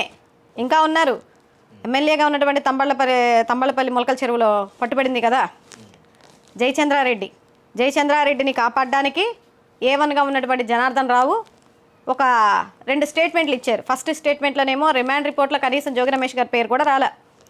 నా మీద ఇలా వచ్చింది, నేను వారంలో వచ్చేస్తానని చెప్పారు. చాలా తాపీగా ఎయిర్పోర్ట్లో చక్కగా ఏదో చెప్పిన టైంకన్నా ముందే వచ్చేసేసి చక్కగా ఏదో ఒక విందు భోజనానికి పిలిస్తే ఆహ్వానిస్తే హాయిగా ఎయిర్పోర్ట్లో నడుచుకుంటా వస్తూ ఉన్నారు. అలాగే అక్కడే సిట్ అధికారులు అదుపులోకి తీసుకున్నారు. వెంటనే మళ్ళీ రెండో స్క్రిప్ట్ బయటకు వచ్చింది. ఫోన్ పోయిందని చెప్పేశారు. రెండో స్క్రిప్ట్ బయటకు వచ్చింది. ఫోన్ పోయినప్పుడు మరి చాట్లు ఎక్కడి నుంచి వచ్చాయి? స్క్రిప్ట్లోనేమో ఫస్ట్ దాంట్లోనేమో ఏమి చెప్పాల పేరు. ఆ ఫస్ట్ స్క్రిప్ట్ చదివేటప్పుడు కూడా జనార్దన్ రావు గారు తీసినటువంటి వీడియో మీరు యూట్యూబ్లో కొట్టండి. ఎదురుగుండా పేపర్ పెట్టుకొని ఇలా చదువుతున్నట్టు ఉంటుంది. అంటే పైనుంచి ఏది ఇస్తే ఆ స్క్రిప్ట్ చదివి ఆ టయానికి ఎర్రెర్రే మంది గుట్టు బయటకు వచ్చేసిందే అని చెప్పేసి మొత్తం కూటమి ప్రభుత్వం షేక్ అయ్యి వాళ్ళకి బీపీ ట్యాబ్లెట్లు, షుగర్ ట్యాబ్లెట్లు డబుల్ డోసులు వేసేసుకొని ఒక స్క్రిప్ట్ రెడీ చేసేసి పంపించారు. ఆయన చక్కగా లెసన్ చదివినట్టు చదివి ఒక వీడియో పెట్టాడు. రెండో వీడియోలో వచ్చేసి అంతటికీ కారణం జోగి రమేష్ గారు అని సింపుల్గా చెప్పేస్తే అది ఆధారం చేసుకొని ఎలా అరెస్ట్ చేస్తారు? ఈరోజు ప్రతి ఒక్కరు కూడా అరెస్ట్ అయినటువంటి ప్రతి ఒక్కరు కూడా రకరకాల పేర్లు చెప్తారు. తీసుకొచ్చేస్తారా మీరు? అరెస్ట్ చేస్తారా? నిజంగా అంత స్కామ్ జరిగిందంటే మీ చేతగానితనమా? లేదంటే మీరు కూడా సపోర్ట్ చేశారా జోగి రమేష్ గారికి? అంటే మీకు తెలియకుండానే 16 నెలలుగా ఇంత పెద్ద స్కామ్ మీ రాష్ట్రంలో జరుగుతూ ఉంటే మీరేం చేస్తున్నారు? కళ్ళు మూసుకొని నిద్రపోతున్నారా? చీమ చిట్టుక్కుమంటే పరిగెత్తుకుంటూ వస్తున్నారు కదా, కార్యకర్తల పైన అక్రమ కేసులు పెడుతూ ఉన్నారు, మహిళలను కూడా వదలట్లేదు. మరి ఇంత పెద్ద స్కామ్ జరుగుతూ ఉంటే అసలు మీరు ఏం చేస్తున్నారు? ప్రజలు నమ్మశక్యంగా ఉందండి వీళ్ళ ఆరోపణలు? ఆధారాలు లేని ఆరోపణలు ప్రజలు నమ్మశక్యంగా ఉందా? కానీ నిజం అనేది నిప్పుల ఏ రోజుకైనా బయటకు వస్తుంది. ఈరోజు బట్టబయలు చేసి వీళ్ళ అవినీతిని ప్రజలందరికీ చూపించే విధానంలో జోగి రమేష్ గారు ఉంటే ఆయన పైన ఈరోజు చాలా అక్రమంగా అరెస్ట్ చేసి ఆయన్ని, వాళ్ళ తమ్ముడిని, అలాగే వాళ్ళ కుటుంబ సభ్యులందరినీ కూడా ఇబ్బంది పెట్టే ప్రయత్నాల్లో ఉన్నారు. కేవలం ఇది కక్షపూరిత రాజకీయంగా ఏదైతే ఆయన గతంలో కరకట్ట మీద చంద్రబాబు నాయుడు గారి ఇంటికి వచ్చారని చెప్పి నిరసన వ్యక్తం చేయడానికి వెళ్ళాడని చెప్పేసి ఆ కక్షని లోపల పెట్టుకొని ఏదో విధంగా కక్ష తీర్చుకోవాలని చెప్పేసి ఈ విధమైనటువంటి పన్నాగాలు పన్నుతూ ఉన్నారు. ప్రజలందరూ కూడా గమనిస్తూనే ఉన్నారు ఇవన్నీ కూడా. మేడం, చంద్రబాబు గారి ప్రభుత్వం ఏర్పడి 16 నెలలు దాటింది. సో ఈ 16 నెలల్లోనే 2,20,000 కోట్లకి మేరకు అప్పులు చేసింది ప్రభుత్వం.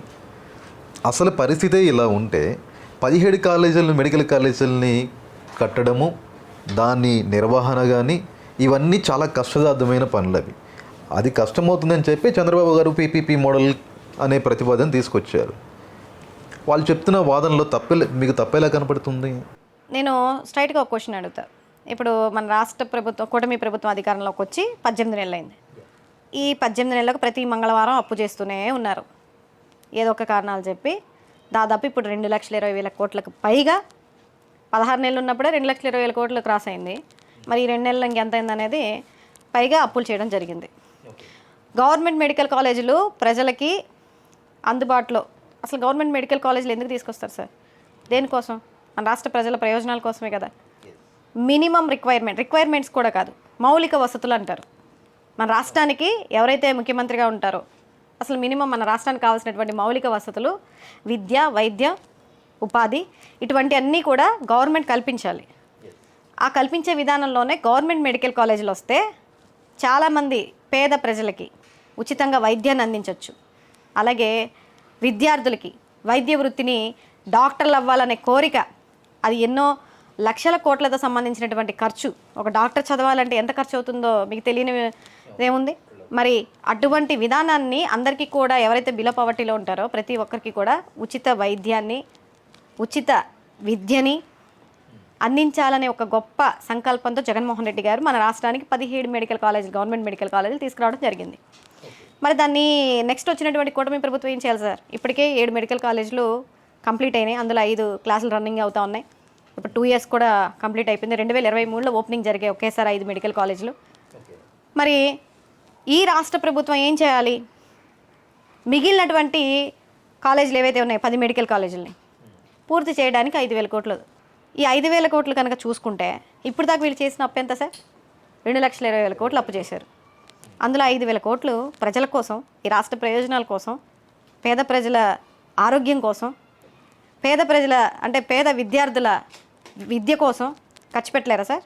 మరి యోగాంధ్ర అని చెప్పేసి దాదాపు 350 కోట్లు 1 గంట ప్రోగ్రాం కోసం, మీ గిన్నీస్ బుక్ రికార్డు కోసం రాష్ట్ర ప్రజల సొమ్ముని దాదాపు 350 కోట్లు మీరు ఏ హక్కుతో ఖర్చు పెట్టారండి? అంటే మీ గొప్పల కోసం, మీ ఆర్భాటాల కోసం, మీ హంగుల కోసం మీరు ఎంతైనా ఖర్చు పెట్టేస్తారు. కానీ ప్రజల విషయం వచ్చేసరికి ప్రజలకి ప్రయోజనం చేకూరుతుంది, ప్రజలు బాగుంటారు, ప్రజల అవసరాల కోసం మీరు ₹1 కూడా ఖర్చు పెట్టరు. దానికి పీపీపీ విధానం అనేది తీసుకొస్తారు. సరే, ఇంకో క్వశ్చన్ అడుగుతా. గవర్నమెంట్ మెడికల్ కాలేజీలకి మీరు పీపీపీ విధానం తీసుకొచ్చారు కదా, ఖర్చు అవుతుంది, దాన్ని కట్టడానికి కూడా 30 సంవత్సరాలు పట్టిద్దంట. జగన్మోహన్ రెడ్డి గారు 5 మెడికల్ కాలేజీలు 5 సంవత్సరాల్లో దాదాపు 2 సంవత్సరాలు పోతే 3 సంవత్సరాలు అంటే మిగిలిన 3 సంవత్సరాలు 5 మెడికల్ కాలేజీలు ఒకేసారి ఓపెనింగ్ చేశారు. తర్వాత ఇప్పుడు 2 మెడికల్ కాలేజీలు రెడీగా ఉన్నాయి. మరి ఈ మిగిలినటువంటి 10 మెడికల్ కాలేజీలు కనుక వీళ్ళు ఈ 5 సంవత్సరాలు పూర్తి చేయలేరా సార్? అదేమన్నా పునాదుల దగ్గర నుంచి తీసుకురావాలా? ఆల్రెడీ పునాదులు నిర్మించి 60-70% పూర్తయినవి ఉన్నాయి, అలాగే 20-30%లో ఉన్నవి కూడా ఉన్నాయి. ఈ 5 సంవత్సరాలు కంప్లీట్ చేయలేరా?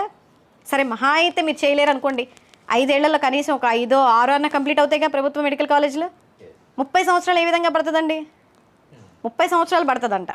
అలాగే మా దగ్గర డబ్బులు లేవని చెప్పి అంటూ ఉన్నారు. రాష్ట్రం సంక్షోభంలో ఉంది, ఆర్థిక పరిస్థితి బాగాలేదని. మరి ఎందుకు పెట్టారండి యోగాంధ్ర? గిన్నీస్ బుక్ రికార్డ్ అవసరమా?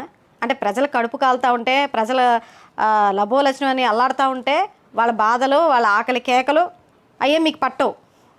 కేవలం మీరు మటుకి గిన్నీస్ బుక్లో మీ ప్రభుత్వంలో యోగాంధ్ర అంటే ఒక్కరోజు 1 గంట యోగా చేసేస్తే అందరికి ఆరోగ్యం వచ్చేస్తుందా? అంటే లోపల ఉన్నటువంటి షుగర్లు, బీపీలు అన్ని పటాపంచలు అయిపోతాయేంటి? దానికి 350 కోట్లు ఖర్చు పెడతారా? ఇది వీళ్ళు చేసేది ఏంటంటే ఒక ప్రోగ్రామ్స్, హంగు ఆర్బాటు, ఏదో రాష్ట్రాన్ని ఉద్ధరించేస్తున్నట్టు, ఏదో చేసేస్తున్నట్టు. ప్రజలకు ఏం ఉపయోగం అండి అది? మీకు ఉపయోగం అంతే. మా హయాంలో గిన్నీస్ బుక్ రికార్డు మేము ఎక్కించాం, మీరు చెప్పుకోవడానికి మీకు ఉపయోగం, ప్రజలకేం కాదు. ప్రజలకి మీరేం చేయట్లా. అలాగే పీపీపీ విధానం అంటున్నారు కదా, అమరావతిని కూడా పీపీపీ విధానానికి ఇచ్చేయండి. ఎందుకు? దానికి ఎందుకు ఇన్ని కోట్లు తీసుకొచ్చి ఖర్చు పెట్టడము, రైతుల భూములు తీసుకోవడం, ఇంతవరకు వాళ్ళకి ఇవ్వాల్సినవి కూడా రిటర్న్ కూడా చేయకుండా, ప్రతిసారి వర్షం పడిన ప్రతిసారి అక్కడ చెరువుల్లాగా, నదుల్లాగా తలపిస్తూ ఉంటే మిషన్లు పెట్టి, పెద్ద పెద్ద మిషన్లు పెట్టి అవి కూడా కాంట్రాక్టులకు ఇస్తున్నారు. కాంట్రాక్టులు కోట్లలో మంచి మంచి స్థాయిలోకి వెళ్ళిపోయారు. అంటే వాళ్ళ కోసం ఈయన అమరావతి డెవలప్ చేస్తున్నట్టుగా ఉందే తప్ప ప్రజలకు కానీ ఎవరికి కూడా ఉపయోగకరంగా ఎక్కడా లేదు. మీరు కూడా అమరావతిని పీపీపీ విధానానికి ఇచ్చేయండి. ఎందుకంటే మీ వల్ల కాదు, మీ దగ్గర డబ్బులు లేవు. ఎందుకు ఫండ్స్ తెచ్చుకొని మరి అమరావతిని నిర్మించాలనుకుంటున్నారు? వాళ్ళే నిర్మించి ఇస్తారు కదా. అమరావతి మన రాజధాని 33+33 66 సంవత్సరాలకి. ఇప్పుడు మెడికల్ కాలేజీలు 33 సంవత్సరాలు పీపీపీ విధానం ప్రైవేటీకరణ చేయడానికి, అక్కడ నుంచి ప్లస్ 33 సంవత్సరాలు, మొత్తం ఎంతండి? 66 సంవత్సరాలు. అంటే 66 సంవత్సరాలకి మీ ఇష్టానుసారంగా ప్రైవేటు వాళ్ళకి మీరు అప్పనంగా అప్పచెప్తా ఉంటే ప్రజల హక్కుని, ఈ ప్రభుత్వ సొమ్ముని ప్రజలు చూస్తూ ఊరుకుంటారండి? ఇది ఎంతవరకు సమంజసం సార్? ఇది ప్రజా ప్రయోజనాలు పక్కన పెట్టేసేసి మీ సొంత లాభార్జన కోసం యోగాంధ్రాలు అంటారు. రామోజీరావు గారికి ఆయన ఏమన్నా స్వాతంత్ర సమరయోధుడా? లేదంటే ఆంధ్రప్రదేశ్కి ఏమన్నా వన్నీ తెచ్చిన వ్యక్తా? లేదంటే ఆంధ్రప్రదేశ్ అవతరణకి ఏమన్నా సహకరించారా? ఎందులో ఉన్నారండి ఆయన? మరి రామోజీరావు గారికి ఖర్చు పెట్టి, ప్రజల సొమ్మును ఖర్చు పెట్టి సంతాప సభలు ఎందుకు చేశారు? ప్రభుత్వంలోకి వచ్చి రాగానే ఆయనకే ఎందుకు చేశారు? మీకు ఇష్టమైతే మీ సొంత సొమ్ముతో, మీ జేబులో డబ్బులతో ఖర్చు పెట్టుకొని సభలు నిర్వహించుకోవాలి. అధికారంలోకి వచ్చి రాగానే ప్రజల సొమ్ముతో 12 కోట్లు, దాదాపు 12-18 కోట్లు అంట సార్, ప్రజల సొమ్ముతో మీరు సంతాప సభలు మీరు నిర్వహించుకుంటే ఏపీలో, అంటే మీ ఇష్టానుసారం అధికారం ఉంది, డబ్బులు ఉన్నాయి, వాటన్నిటికీ మరి ఆర్థిక పరిస్థితి ఏమైంది? చెవులో చెప్పండి, మీ దగ్గర సలహాలు ఉంటాయని అంటారు కదా చంద్రబాబు నాయుడు గారు. పరిస్థితి బాగాలేదు అని చెప్పి మాట్లాడుతూ ఉంటారు కదా. మరి ఇవన్నీ ఎలా ఖర్చు పెడుతున్నారు సార్? ఉత్సవ విజయవాడ అంట మొన్న దసరా రోజు 9 రోజులు, దానికి ఎన్ని కోట్లు ఖర్చు పెట్టారు? మైసూర్ని తలపించే విధంగా మైసూర్లో జరిగేటటువంటి ఉత్సవాల్ని, అది 200 సంవత్సరాల క్రితానికి సంబంధించినటువంటి ఒక గొప్ప చరిత్రని అక్కడ కాపీ చేసి ఇక్కడ పేస్ట్ చేయాలని మన విజయవాడ. ఓకే, ప్రోగ్రామ్ మంచిదే కాదనట్లా, మీరు చెయ్యండి, మన రాష్ట్రాన్ని అభివృద్ధి పరచండి. ఏ విధంగా కార్యక్రమాలు చేసి కోట్లు కోట్లు ఖర్చు పెట్టేయడం ఆ ప్రజల సొమ్ముని, లేదంటే రైతులకి యూరియా బ్యాగ్ ఇవ్వడానికి ఇంత దారుణంగా రైతులను అల్లాడిస్తూ ఉన్నారు. తిండి పెట్టే రైతుల్ని, వాళ్ళకి యూరియాని సప్లై చేయలేకపోయింది రాష్ట్ర ప్రభుత్వం. కానీ విజయవాడ ఉత్సవం చేస్తారు, సంతాప సభలు చేస్తారు, యోగాంధ్ర చేస్తారు. వీటన్నిటికీ డబ్బులు ఎక్కడి నుంచి వస్తున్నాయి సార్? యూరియా ప్యాకెట్లకి డబ్బులు లేవా మీ దగ్గర? పెన్షనర్స్కి డబ్బులు లేవా మీ దగ్గర? వికలాంగుల పెన్షన్స్ కూడా కట్ చేసినటువంటి దిక్కుమాలిన పరిస్థితి. వికలాంగులు కూడా డబ్బులు కట్ చేశారు కదా. వికలాంగులందరూ కూడా రోడ్ల మీదకి వచ్చి రోడ్ షోలు చేయలేదా సార్? నిరసనలు తెలపలేదా? ఎన్ని దారుణాలు జరుగుతున్నాయి రాష్ట్రంలో. అంటే వాళ్ళకి నచ్చిన వాళ్ళకి ఇస్తున్నారు. ఇక వైసీపీ గురించి చెప్పాలంటే వైసీపీ కార్యకర్తలు కానీ వైసీపీ అభిమానులకు కానీ ఏది రాకూడదని తీసి పక్కన పడేశారు. మిగిలినటువంటి ప్రజలకు కూడా అందనివ్వకుండా. మరి ఆటో వాళ్ళకి కూడా సంవత్సరానికి 15,000 ఇస్తా అన్నారు. వాళ్ళు మొత్తం ఓవరాల్గా చూసుకుంటే 13 లక్షల మంది. 13 లక్షల మందిలో మొన్న ఎంతమందికి ఇచ్చారండి? 2,90,000 మందికి ఇచ్చారు. మిగిలిన వాళ్ళ పరిస్థితి ఏంటి? 10,10,000 మందికి ఏం చేశారు? ఎగ్గొట్టేశారు.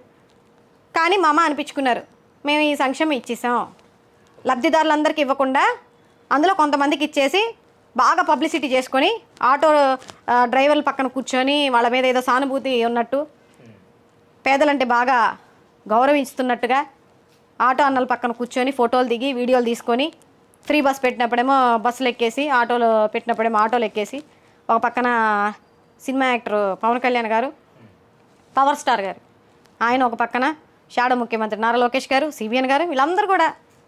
కానీ ఏంటయ్యా అంటే అక్కడ సున్నా అందరికీ రాలా, లబ్ధిదారులందరికీ ఇవ్వాలా, మొత్తం కోత పెట్టేశారు. కేవలం 13 లక్షలకి కేవలం 2,90,000 మందికే ఇచ్చారు. 13 లక్షల మంది లబ్ధిదారులు ఉంటే వాళ్ళందరికీ అందకుండా కేవలం 2,90,000 మందికి ఇచ్చారు. 15,000 చొప్పున. అసలు ఉచిత బస్సు పెట్టమని ఎవరు అడిగారు సార్? ఎవరికి ఉపయోగపడుతుంది ఉచిత బస్సు? అందరికి ఉపయోగపడుతుందా? అందరి టైమింగ్స్కి సెట్ అవుతుందా? అది స్టాప్లో వెళ్తుంది కానీ ఇంకా లోపలికి వెళ్ళాలన్నా ఏదన్నా వెళ్ళాలన్నా ఎవరికి సెట్ అవుతుంది అది? ఇప్పుడు ఉచిత బస్సు ఉంది కదా అని చెప్పేసి మహిళలు మగవాళ్ళని అసలు కూర్చొనికుండా చేస్తున్నారు. వాళ్ళ బాధ వర్ణనాతీతం. ఉచితం ఉందని చెప్పేసి ఆ మధ్య సోషల్ మీడియాలో కూడా మనం బోల్డని వీడియోలు చూసాం. మగవాళ్ళని ఏ విధంగా తిట్టిపోస్తున్నారంటే ఆ విధంగా ఉంది. కొట్టేసుకుంటున్నారు ఇంకా వాళ్ళకి బాక్సింగ్ చేసినట్టే బస్సుల్లో. సో జగన్ గారు ఒంటరిగా పోరాటం చేసినా కూడా 11 సీట్లకు పరిమితం అయ్యారు. ఇది 151 నుంచి. సో ఈసారి వచ్చే ఎలక్షన్లో ఏ విధంగా కంబ్యాక్ చేయగలుగుతారు? జగన్ గారు ఆయన చూడండి లేదండి, అదొకటి గమనించుకోవాలి అందరూ. ఎందుకంటే తండ్రి చనిపోయిన తర్వాత ఆయన పడినటువంటి బాధలు, కుటుంబ సభ్యుల్ని ఏ విధంగా ఇబ్బంది పెట్టారు, ఎవరెవరితో చేతులు కలిపారు, రాజశేఖర రెడ్డి చనిపోవడానికి గల కారకులు ఎవరు, అసలు రాజకీయంగా జగన్మోహన్ రెడ్డి గారిని అనే వ్యక్తి లేకుండా అడ్డు తొలగించుకోవాలి, భూస్థాపితం చేసేయాలని చెప్పేసి ఇప్పటికీ మాట్లాడుతూ ఉన్నారు. సిబిఎన్ గారు మొన్న వేరే ఒక మీటింగ్లో కూడా చెప్పడం జరిగింది, ఈ రాష్ట్రంలో ఒక భూతం 5 సంవత్సరాలు ఉంది, ఏం చేయాలి తమ్ముళ్ళు, భూస్థాపితం చేసి కాంక్రీట్తో కప్పెట్టేద్దామని చెప్పేసి ఒక నాయకుడు, ఒక పెద్ద మనిషి, 75 సంవత్సరాలు ఉన్న వ్యక్తి అలా మాట్లాడతారండి. అంటే ఎంతమంది ఆయన్ని ఎన్ని విధాలుగా ఇబ్బంది పెట్టారనడానికి నేను చెప్తున్నా. అంటే వాళ్ళ కక్ష ఎంతవరకు ఉంది? జగన్మోహన్ రెడ్డి గారు రాజకీయంగా అడ్డుపడతా ఉన్నారు.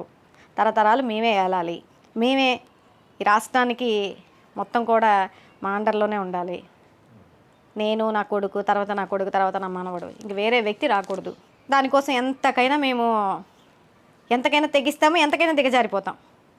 ఫర్ ఎగ్జాంపుల్ దానికి కూటమిగా మీరు చూశారు కదా, మోదీని ఏ విధంగా తిట్టారు సిబిఎన్ గారు అని మనందరం చూసాం. మళ్ళీ వెళ్ళి ఆయనతోనే ఆలింగనాలు చేసుకోవడం అవసరానికి. అలాగే పవన్ కళ్యాణ్ గారు నా తల్లిని తిట్టాడు నారా లోకేష్ గారు అని చెప్పేసి మాట్లాడారు, ఒకళ్ళొకళ్ళు దూషించుకున్నారు. తీరా ఏమైంది? మళ్ళీ ఇప్పుడు ఆలింగనాలు చేసుకుంటా, చాక్లెట్లు ఇచ్చుకుంటా, షేక్ హ్యాండ్లు ఇచ్చుకుంటా, 15 సంవత్సరాలు 20 సంవత్సరాలు సీఎంగా సిబిఎన్ని చూడాలనుకొని ఈయన చెప్తా ఉంటారు. అంటే ఇవన్నీ ఎలా ఉంటాయంటే అందితే జుట్టు అందకుండా ఉంటే కాళ్ళు అన్నట్టుగా ఎంతకైనా దిగజారిపోతారు, ఎంతకైనా సరే దాన్ని ఇంకేంటంటే వాళ్ళ ఆలోచన విధానాన్ని బట్టి ఉంటుంది. జగన్మోహన్ రెడ్డి గారు ఎలా వస్తారు? మళ్ళీ 151 స్థానం నుంచి 11కి పడిపోయారు కదా, ఎలా వస్తారన్న దానికి ఆయన చూడందంటూ లేదు. ఆయన లైఫ్లో సింగిల్గా పోటీ చేశాడు, సింగిల్గా ఎదుర్కొన్నాడు.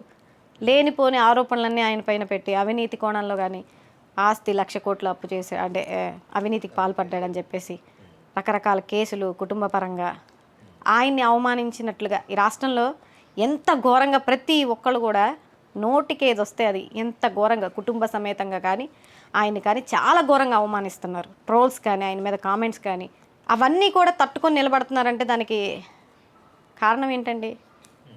ఒక మనిషిని పదే పదే పదే పదే ఇబ్బంది పెడతా ఉంటే అదేదో సామెత కూడా ఉంది, పిల్లిని తీసుకొని గదిలోకి వెళ్ళి కొడితే పులిలాగా తిరగబడిద్దని చెప్పి. నాకు సరిగ్గా రాదు, ఏమనుకోకండి.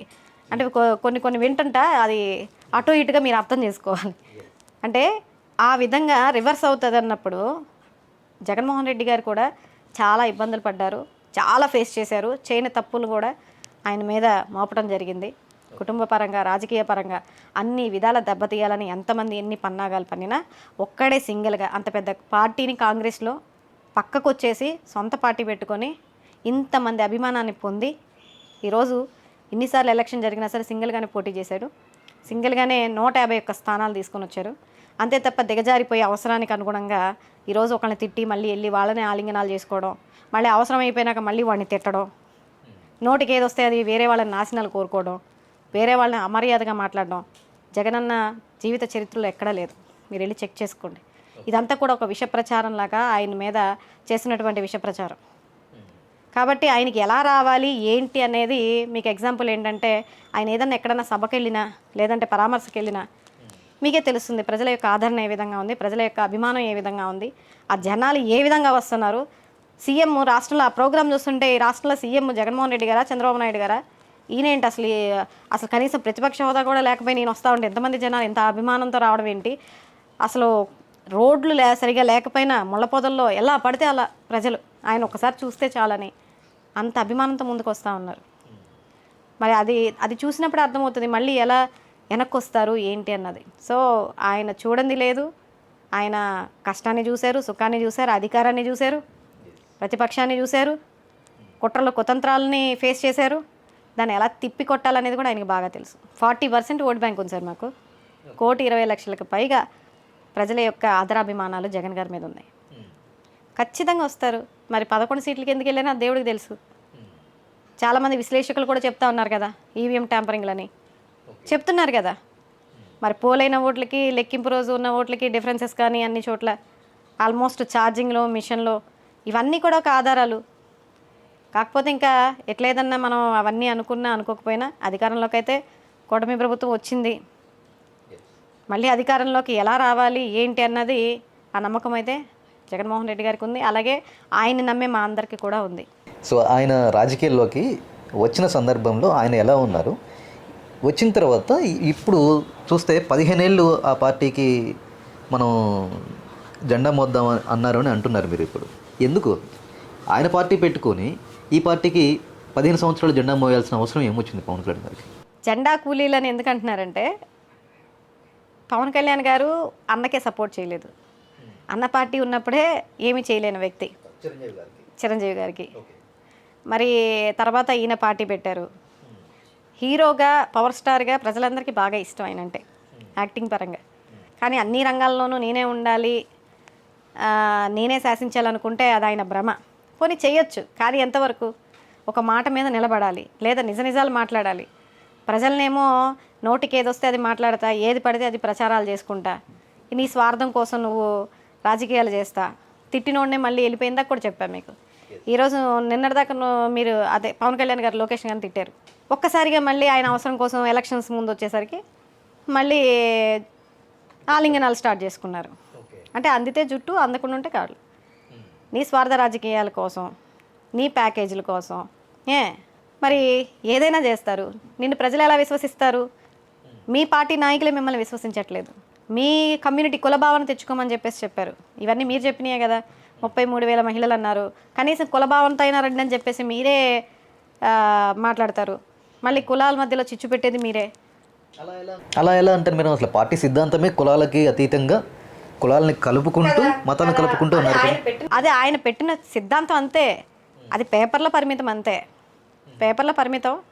ఫస్ట్ మాట్లాడేటప్పుడు అదే చెప్తాము, మేము కులాలకు అతీతంగా మేము రాజకీయాన్ని చేస్తాము, మా పార్టీని ముందుకు తీసుకెళ్తామని. కానీ ఆయన చేసిందంటే ఏంటి? కుల కార్డును ఉపయోగించే కదా. ఆయనే చెప్పారు కదా, ఆయన స్వయం ఆయన నోడితే నేను కుల భావనతో అయినా రండి అయ్యా అని చెప్పేసి. ఇవన్నీ మరి ఆయన చెప్పింది కదా. ఈరోజు ఒక మాట మాట్లాడితే రేపు ఇంకో మాట, ఆ మాట ఉండదు మళ్ళీ. సుగాలి ప్రీతి గురించి పెద్ద ఎత్తున ప్రచారం చేశాడు అధికారంలో లేనప్పుడు, ఏమీ లేనప్పుడు. ప్రజలకు అది చేస్తా ఇది చేస్తా, ముఖ్యంగా సుగాలి ప్రీతికి అన్యాయం జరిగిపోయింది, ఈ రాష్ట్ర ప్రభుత్వం ఏం చేస్తుంది అని చెప్పేసి మాట్లాడారు. మరి ఈరోజు 18 నెలలు అవుతుంది. ఫస్ట్ ఆయన సంతకం పెట్టిందే, నేను అధికారంలోకి వస్తే ఫస్ట్ నీ కేసే హ్యాండిల్ చేస్తానమ్మా అని చెప్పి ఆ తల్లికి భరోసా ఇచ్చాడు. మరి ఒక గిరిజన బాలిక పైన అతి దారుణంగా అత్యాచారం చేసి హత్య చేసి దాన్ని ఆత్మహత్యగా చిత్రీకరించినటువంటి ఆ యాజమాన్యం పైన ఎటువంటి చర్యలు తీసుకోవాలి. పూర్తి ఆధారాలున్న ఆ తల్లి ఆఫీస్ చుట్టూ ఇప్పటికి 11-12 సార్లు వెళ్తున్నా అపాయింట్మెంట్ ఇవ్వలే. మరి ఎక్కడికి పోయింది మీ చిత్తశుద్ధి? ఎక్కడికి పోయింది మీ ఆక్రోషం? ఎక్కడికి వెళ్ళిపోయింది మీ బాధ? ఎక్కడికి వెళ్ళిపోయింది మీకు ఆడవాళ్ళ పట్ల ఉండేటటువంటి ఒక గౌరవం, లేదంటే వాళ్ళకు ఒక రక్షణ భద్రత రక్షక దల్లాగా ఉన్నటువంటి మీరు ఏమైపోయారు? కూటమిలోకి వచ్చాక మీ సిద్ధాంతాలు ఏమైపోయినాయి? మీ కులాలు ఏమైపోయినాయి? యాక్చువల్గా పవన్ కళ్యాణ్ గారు మహిళలకి చాలా ఇంపార్టెన్స్ ఇస్తారు కదా మేడం. అలా ఇంపార్టెన్స్ ఇచ్చే ఈ సుగాలి ప్రీతి విషయంలో మొట్టమొదటి సంతకం దానిపైన పెడతా అన్నారు. రాజకీయాల్లో మొట్టమొదటి సంతకంకి చాలా ప్రాధాన్యత ఉంది. సో అలాంటి సంతకాన్ని సుగాలి ప్రీతి అంశంలో కేసులో పెడతా అన్నారు. సో ఆయన పార్టీలో మహిళలకు కూడా వీర మహిళలు అనే పేరు పెట్టారు. అంత వాల్యూ ఇస్తారు మహిళలకి. మీరేమో ఇక్కడ సుగాలి ప్రీతి విషయంలో ఈ విధంగా మాట్లాడుతున్నారు. దేనికి సార్ వీర మహిళలు ఏం చేశారు? ఏమైనా ఉద్యమాలు చేశారా? ఏ ఉద్యమాల్లో అన్నా పాల్గొన్నారా?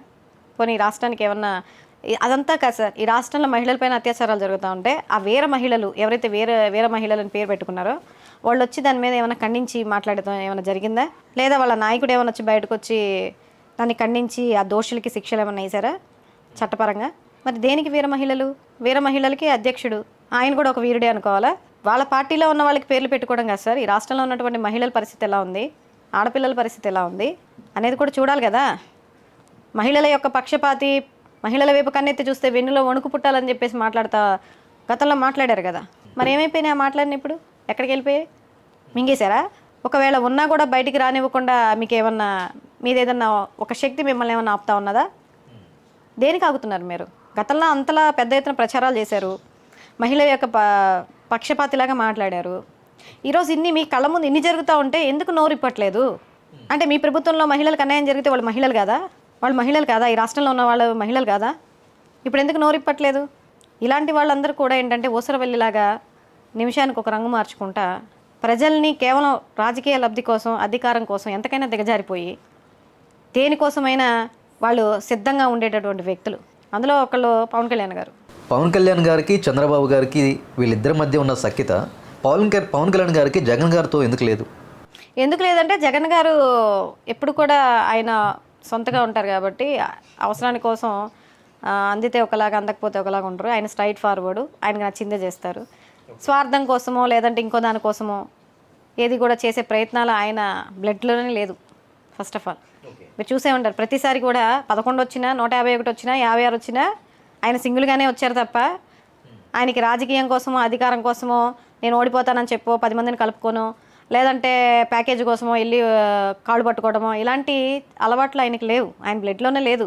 కాబట్టి ఆయన ఎవరితోనూ కలవాల్సిన అవసరం లేదు. ఆయన చేసే పని ప్రజలకు ఏం చేయాలనుకుంటున్నారు, ఈ రాష్ట్రానికి ఏం చేయాలనుకుంటున్నారు, ఆయన నమ్ముకున్నటువంటి వ్యక్తులకి ఏం చేయాలనుకుంటున్నారు, ఆయనకంటే ఒక పక్క కాన్ఫిడెంట్ ఉంది, ఒక చిత్తశుద్ధి ఉంది. కాబట్టి దాని ప్రకారం ఆయన ముందుకెళ్తూ ఉంటారు తప్ప పవన్ కళ్యాణ్ గారితోనూ వాళ్ళతో వీళ్ళతో ఉండాలని ఏమి రాజ్యాంగంలో ఏం లేదు కదా సార్. పవన్ కళ్యాణ్ సినిమాల్లో హీరోగా చూసాం, రాజకీయాల్లో ఏ విధంగా చూస్తున్నాం మీరు? సినిమాల్లో మేము కూడా హీరోలాగే చూసాం సార్.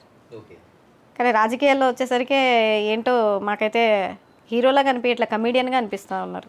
అవును, ఆయన చేసే చేష్టలన్నీ కూడా ఎలా ఉంటుందంటే తిరుపతి లడ్డు కల్తీ జరిగిందని చెప్పేసి చంద్రబాబు నాయుడు గారు ఒక స్క్రిప్ట్ ఇస్తే ఆయన మాట్లాడితే దానికి ఆయన చూశారు కదా, మెట్లని ఎవరైనా పైనుంచి కిందకి పశ్చాత్తాప దీక్షలాగా ఎందుకు చేయాలి? మీరు తప్పు చేశారు కాబట్టే కదా పశ్చాత్తాప దీక్ష చేయడం. ఆ రోజు కషాయ వస్త్రాలు ధరించేసి మెట్లని కింద నుంచి పైకి కడుగుతూ ఉన్నారు. నేను అంటాం కాదు, ఈ రాష్ట్ర ప్రజలే అంటున్నారు. కాబట్టి ఆయన రాజకీయాల్లోకి రాకముందు అందరికీ హీరోనే, ఇప్పుడు డిప్యూటీ సీఎం. కాకపోతే ఆయన చేసే పనులు కొంతమందికి కమీడియన్గా కనిపిస్తూ ఉన్నాయి. కాదంటారా? మీకు అనిపించట్లేదా? సో పవన్ కళ్యాణ్కి ఇంత ఫ్యాన్ ఫాలోయింగ్ ఉంది కదా మేడం సినిమా పరంగా, అది ప్రజల పరంగా అంత ఫాలోయింగ్ ఉందంటారా? యూత్ పరంగా అంటే సార్ ఇప్పుడు ఓటర్స్ ఇప్పుడు రాజకీయంగా రావాలంటే ఎవరు ఉండాలి సార్? 18 years అబవ్ ఉండాలా. అవునా? మెచ్యూర్డ్ పర్సన్స్ ఎవరు కూడా పవన్ కళ్యాణ్ గారిని ఆయన మాట మీద ఆయనకి స్థిమితం లేనప్పుడు, ఆయన మాట్లాడిన మాట మీద కనీసం వాళ్ళ కులభావన తెచ్చుకొని ఉండమన్నారు కదా, ఆ కులంలో ఉన్నటువంటి కులభావనతో కూడా ఆయనతో లేరు ఎవరు. అంటే ఆయన మీద పూర్తిగా విశ్వాసం లేదు. అంటే ఎలా చెప్పగలుగుతారు మీరు? కనిపిస్తూ ఉంది కదా. అంటే ఇప్పుడు ఆయన చేసే పనులను బట్టి ఖచ్చితంగా కనిపిస్తూ ఉంది. మొన్న అక్కడ కందుకూరులో హత్య జరిగింది, కనీసం దాని గురించి కూడా ఆయన రెస్పాండ్ అయింది లేదు. కులభావం తెచ్చుకోమని ఆయనే చెప్పారు. మరి మీరు ఎక్కడ భరోసా ఇస్తున్నారు? మీ పార్టీలో ఉన్నటువంటి మహిళ కోట వినూత శ్రీకాళహస్తి ఇన్ఛార్జిగా ఇచ్చారు. ఆవిడ్ని టీడీపీ నేత అయినటువంటి ఏ విధంగా అక్కడ ఉన్నటువంటి వ్యక్తిని హత్య చేయడం, ఆవిడ పైన ఆరోపణలు రావడం, మరి మీరేం సేవ్ చేశారు అవని? ఆవిడకి అంత అన్యాయం జరుగుతూ ఉంటే మీరేం సేవ్ చేశారు? దానికి సరైనటువంటి నిందితులు పలానా అని తెలిసినా కూడా మీరు దాన్ని ఎందుకు పట్టించుకోలేదు? అంటే మీ పార్టీలో ఉన్నటువంటి సొంత మీ మహిళలకే భద్రత ఇవ్వలేనటువంటి మీరు, ఒక మాట మీద నిలబడలేనటువంటి మీరు, ఈరోజు మీ మాట నమ్మి మీ వెనకాల ఎవరు నడుస్తారు? యూత్ ఐకాన్ అంటే 18 సంవత్సరాల బిలో ఉన్న వాళ్ళకి ఏంటంటే ఒక హీరోలాగా ప్రతి ఒక్కరికి ఆ క్రేజ్ ఉంటుంది కదా. ఇంకా ఆయన ఏం సందేశం ఇస్తున్నారు? ఏంటి అవి స్టంట్లు చేయమని చెప్పి స్టంట్ స్కూల్స్ పెట్టాలట. ఎందుకు? దేనికి ఉపయోగం సార్ అది? యూత్ని బైకులంతా కూడా సైలెన్సర్లు పెట్టి స్టంట్ స్కూల్స్ పెట్టి స్పెషల్గా వాళ్ళకి ట్రైనింగ్ ఇచ్చి ఎందుకు? వాళ్ళ ప్రాణాలు పోగొట్టుకోవడానిక? అది ఒక సందేశమా? దేనికి ఉపయోగపడుతుంది సార్ స్టంట్ స్కూల్స్ అనేది? వాళ్ళ కెరియర్కి ఉపయోగపడుతుందా? ఆ ఇచ్చిన సందేశాన్ని బట్టి కొంతమంది కుర్రోళ్ళు రెచ్చిపోయి చనిపోవటం కూడా జరిగింది కొంతమంది. మరి అటువంటి నాయకుడిని చూసి ఏ విధంగా ముందుకు వస్తారు? ఈరోజంటే ఏదో కూటమిలో ఒకరిగా ఉన్నారు కాబట్టి ఇటు బీజేపీకి ఉన్నటువంటి సానుభూతి, అట్లాగే టీడీపీకి ఉన్నటువంటి సానుభూతి ఓట్లన్నీ కూడా ఈయనకి యాడ్ అయ్యి ఈరోజు అధికారంలోకి వచ్చి ఒక డిప్యూటీ సీఎంగా ఇచ్చి సంవత్సరానికి ఎంత ప్యాకేజ్ ఇచ్చి పక్కన కూర్చోబెట్టారు, ఏమి మాట్లాడద్దు అని. సంస్థాగతంగా ఈయనకంటే పర్సనల్గా ఉన్న ఓట్ బ్యాంక్ కాదంటారు? ఏమీ లేదు. బహుశా నాకు తెలిసి ఆయనకి నెక్స్ట్ సింగిల్గా వచ్చినా కూడా గతంలో ఏదైతే జరిగిందో అవే జరుగుతాయి. అంటే ఆ ఫ్యాన్ ఫాలోయింగ్ ఇటు పక్క ఓటుగా కన్వర్ట్ అవ్వలేదంటారు మీరు? లేదు. ఓటర్స్ ఎక్కడ ఉన్నారు సార్? అందరు కూడా 18 బిలో ఉన్న కుర్రోళ్ళే కదా. అదేంటంటే ఒక క్రేజ్తో ఒక హీరో అని చెప్పేసి పవన్ కళ్యాణ్ ఎంత కాదనుకున్న పవర్ స్టార్ కదా, ఆ క్రేజ్తో వస్తున్నారు అంతే. జనాలు వచ్చినంత మాత్రాన ఓట్లు పడిపోతాయి అనుకుంటే ఎట్లా? అంటే ఎటువంటి రంగాల వారికి మీరు సపోర్ట్ చేస్తున్నారు అనేది కూడా ఉంటుంది కదా. వ్యవసాయ రంగానికి చేస్తున్నారా, లేదంటే ఉద్యోగ పరిశ్రమల వాళ్ళకి చేస్తున్నారా, ఎవరికి చేస్తున్నారు? ఎవరున్నారు మీ తరపున? యూత్ తప్ప ఎవరున్నారు? ఉద్యోగస్తులు ఉన్నారా? పెద్దలు ఉన్నారా? పెన్షనర్స్ ఉన్నారా? రైతులు ఉన్నారా? ఎవరున్నారు? మేడం, పవన్ కళ్యాణ్ గారి స్పందన చూస్తే ప్రజెంట్ ఆయన కార్యకర్తల మీద, ఆయన పార్టీ కార్యకర్తల మీద, నాయకుల మీద వివక్ష జరుగుతుంది, దాడులు జరుగుతున్నాయి. కానీ పవన్ కళ్యాణ్ గారు మౌనంగా ఉన్నారు. నేను అదే చెప్తున్నా సార్. కోట వినూత శ్రీకాళహస్తి ఇన్ఛార్జ్, అక్కడ చాలా పెద్ద కుట్ర జరిగింది. కోట వినూత డ్రైవర్ని చంపేశారు, అతను హత్యగా వింపబడ్డాడు. దానికి కారణాలు ఏంటో తెలీదు. మరి తన మీద కుట్ర జరిగింది. టీడీపీ నాయకుడు అక్కడ ఎమ్మెల్యేగా ఉన్నటువంటి బొజ్జల సుధీర్, అతను కుట్ర చేశాడని డైరెక్ట్గానే వైఫ్ అండ్ హస్బెండ్ ఇద్దరు చెప్పారు. అయినా సరే ఇక్కడ నుంచి ఏమాత్రం కూడా స్పందన లేదు. మరి కాదు అని చెప్పాలి కదా, ఆధారాలతో సహా అన్నీ ఉన్నా కూడా. మరి టీడీపీ నాయకుడు ఆయన ఎమ్మెల్యేగా మరి పవర్లో ఉన్నారు కదా, మరి ఈయన అవసరం కోసం ఆ పార్టీలో ఉన్నటువంటి ఎలాంటి వాళ్ళైనా వదులుకోవడానికి కూడా సిద్ధమైన. అదంతా ఎందుకు సార్? అసెంబ్లీలో అన్నం తిడతా ఉంటే వాడు వీడని అమర్యాదగా మాట్లాడితే కనీసం నోరు ఇప్పకుండా వైరల్ ఫీవర్ వచ్చిందని చెప్పేసి చక్కగా హెలికాప్టర్లో ప్రజల సొమ్ముతో హెలికాప్టర్లో వెళ్ళిపోయి హైదరాబాద్లో బొజ్జున్న వ్యక్తి. మరి ఇంతవరకు వైరల్ ఫీవర్ తగ్గలా ఆయనకి. ప్రజలందరూ ఏంటంటే వైరల్ ఫీవర్ తగ్గితే ఏమైనా మాట్లాడతారేమో అన్న గురించి అని ఎదురు చూశారు. మరి ఇంకా బహుశా తగ్గలేదేమో. మరి సొంత అన్నకి తల్లికి తిడుతున్నా సరే ఏమి పట్టించుకోలేని వ్యక్తి, మరి సొంత పార్టీలో ఉన్నటువంటి మహిళలకి అన్యాయం జరిగితే, అవమానం జరిగితే పట్టించుకోలేనటువంటి వ్యక్తి, స్పందించలేనటువంటి వ్యక్తి ఈ రాష్ట్ర ప్రజల్ని కాపాడగలిగే సామర్థ్యం ఉందంటారా? సో లోకేష్ గారిని మీరు ఇంతకుముందు చూసిన విధానం, సో ఆయన్ని కొంచెం ట్రోల్ చేస్తూ ఆ విధంగా చూశారు. అయితే గవర్నమెంట్ వచ్చిన తర్వాత లోకేష్ గారు మీరు సీరియస్గా ఆరోపణలు చేస్తున్నారు ఆయన పైన. రెడ్ బుక్ రాజ్యాంగం అంటున్నారు. సో రాజ్యాంగ వ్యతిరేక శక్తిగా తయారవుతున్నారు అంటారు. షాడో ముఖ్యమంత్రి అంటున్నారు. సో ఇప్పుడు ఆయన్ని ఎలా చూస్తున్నారు మీరు? ఆ గతంలో చూసిన విధానం వేరు, ఇప్పుడు మీరు ఆరోపిస్తున్న విధానం వేరు. ఆయన్ని మేము గౌరవంగానే చెప్తున్నాం, షాడో ముఖ్యమంత్రి అని గౌరవిస్తున్నాం. షాడో ముఖ్యమంత్రి అంటే ఒక ఆయనకు ఒక ఎక్స్ట్రా డిజిగ్నేషన్ మేము ఇస్తున్నాం. ఆయన మినిస్టరే, ఐటీ మినిస్టరే, కానీ షాడో ముఖ్యమంత్రిగా మేము ఇస్తున్నాం. మేమే కాదు, రాష్ట్ర ప్రజలు ఇస్తున్నారు. అంతేగాని వాళ్ళలాగా సైకో జగన్ అదని మేము వాళ్ళు అన్నట్టుగా మేము అనట్లేదే. షాడో ముఖ్యమంత్రి అంటున్నాం, అంతే అంతే కదా. షాడో ముఖ్యమంత్రి గతంలో అంటే రెడ్ బుక్ రాజ్యాంగాన్ని కొత్త తరహాగా తీసుకురావాలని చూశారు. పోనీలే, చేయనివ్వండి, తప్పేముంది. ఆయన ఆలోచన విధానంతో ఆయన ముందుకెళ్తా ఉన్నారు. ఈరోజు రెడ్ బుక్ రాజ్యాంగాన్ని అడ్డం పెట్టుకొని అంబేద్కర్ గారు తీసుకొచ్చినటువంటి రాజ్యాంగాన్ని పక్కన పెట్టి కేవలం ఈ పరిపాలనే కొనసాగిస్తూ ఉన్నారు. రేపు అనే రోజు ఈ 5 సంవత్సరాలే కదా. రేపు అనే రోజు మాకు టైం వస్తుంది. అప్పుడు మా డిజిటల్ బుక్ రెడ్ బుక్లో అన్న పెన్నుతో రాసుకుంటారు. అవి చెరిపేసిన పేపర్లు చింపేసిన ఏముండదు. డిజిటల్ బుక్ తరతరాలుగా ఉండిపోతుంది. అది అంటే మీరు కూడా ఇదే విధంగా హింసాత్మకంగా అనేది మేము చెప్పట్లా. ఎవరైతే ఎక్స్ట్రాలు చేస్తున్నారో, అంటే కొంచెం చేయమంటే దానికి మించి చేస్తున్నారు, అలాంటి వాళ్ళందరికీ చట్టపరంగా మా నాయకుడు చెప్పినా కూడా, ఎక్కడ చెప్పినా కూడా చట్టపరంగానే చర్యలు తీసుకుంటారు. చట్టపరంగా వాళ్ళు చేసినటువంటి తప్పులు ఇప్పుడు అంటున్నారు కదా, వీళ్ళు పోస్ట్ పెడితే చట్టపరంగా తప్పులు. ఏదైనా ఒక ఇన్సిడెంట్ జరిగితే దాని గురించి ప్రెస్ మీట్లో వివరిస్తే మీరు ఆధారాలు లేకుండా ఎందుకు చెప్తున్నారని చెప్పేసి దాని మీద చర్యలు. శ్యామలా గారిని కూడా మొన్న బస్సు ప్రమాదం, కర్నూలు జిల్లాలో బస్సు ప్రమాదం జరిగితే దాంట్లో 22 మంది ఏమో చనిపోయారు. దానికి కారణం ఏంటంటే, ముందు బైక్ ఏదైతే డ్రైవ్ చేశాడో అతను మద్యం తాగున్నాడు. అది ప్రభుత్వం షాప్లో, ప్రైవేట్ బార్లో తాగాడా లేదంటే బెల్ట్ షాప్లో తాగాడా అనే దాని గురించి వాళ్ళ మీద కేసులు పెట్టారు. అసలు ఏమన్నా రీజన్ అండి అది? ఎక్కడ తాగినా, ఏం తాగినా, హైవే మీద పెట్టి తాగారా, ఎక్కడ తాగినా మద్యం తాగి డ్రైవ్ చేశాడు. అతను అజాగ్రత్త వల్ల, ఆ మద్యం వల్లే కదా ఈరోజు యాక్సిడెంట్ అయింది. అవునా కదా సార్? అది చూడరు.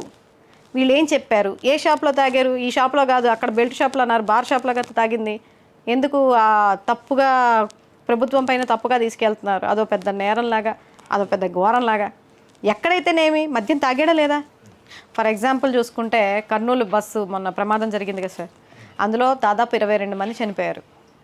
22 మంది చనిపోతే శ్యామలా గారి పైన కేసు పెట్టారు. ఎందుకు పెట్టారయ్యా అంటే, ఆ బస్సు ప్రమాదంలో ముందు ఏదైతే బైక్ డ్రైవ్ చేసినటువంటి వ్యక్తి ఉన్నాడో అతను హైవే మీద ఉన్నటువంటి బార్ షాప్లోనో బెల్ట్ షాప్లోనో ఎక్కడో డ్రింక్ చేసి నడపటం వల్ల అదుపు తప్పి బస్సు కిందకి వెళ్ళిపోయి దానివల్ల ప్రమాదం జరిగి ఫైర్ అయ్యి ప్రమాదం జరిగింది. దాని గురించి వివరించి శ్యామలా గారు ప్రెస్ మీట్ పెట్టి చెప్తే ఆవిడపైన కేసులు కట్టారు. అంటే మద్యం తాగాడా లేదా అది కదా చూడాల్సింది.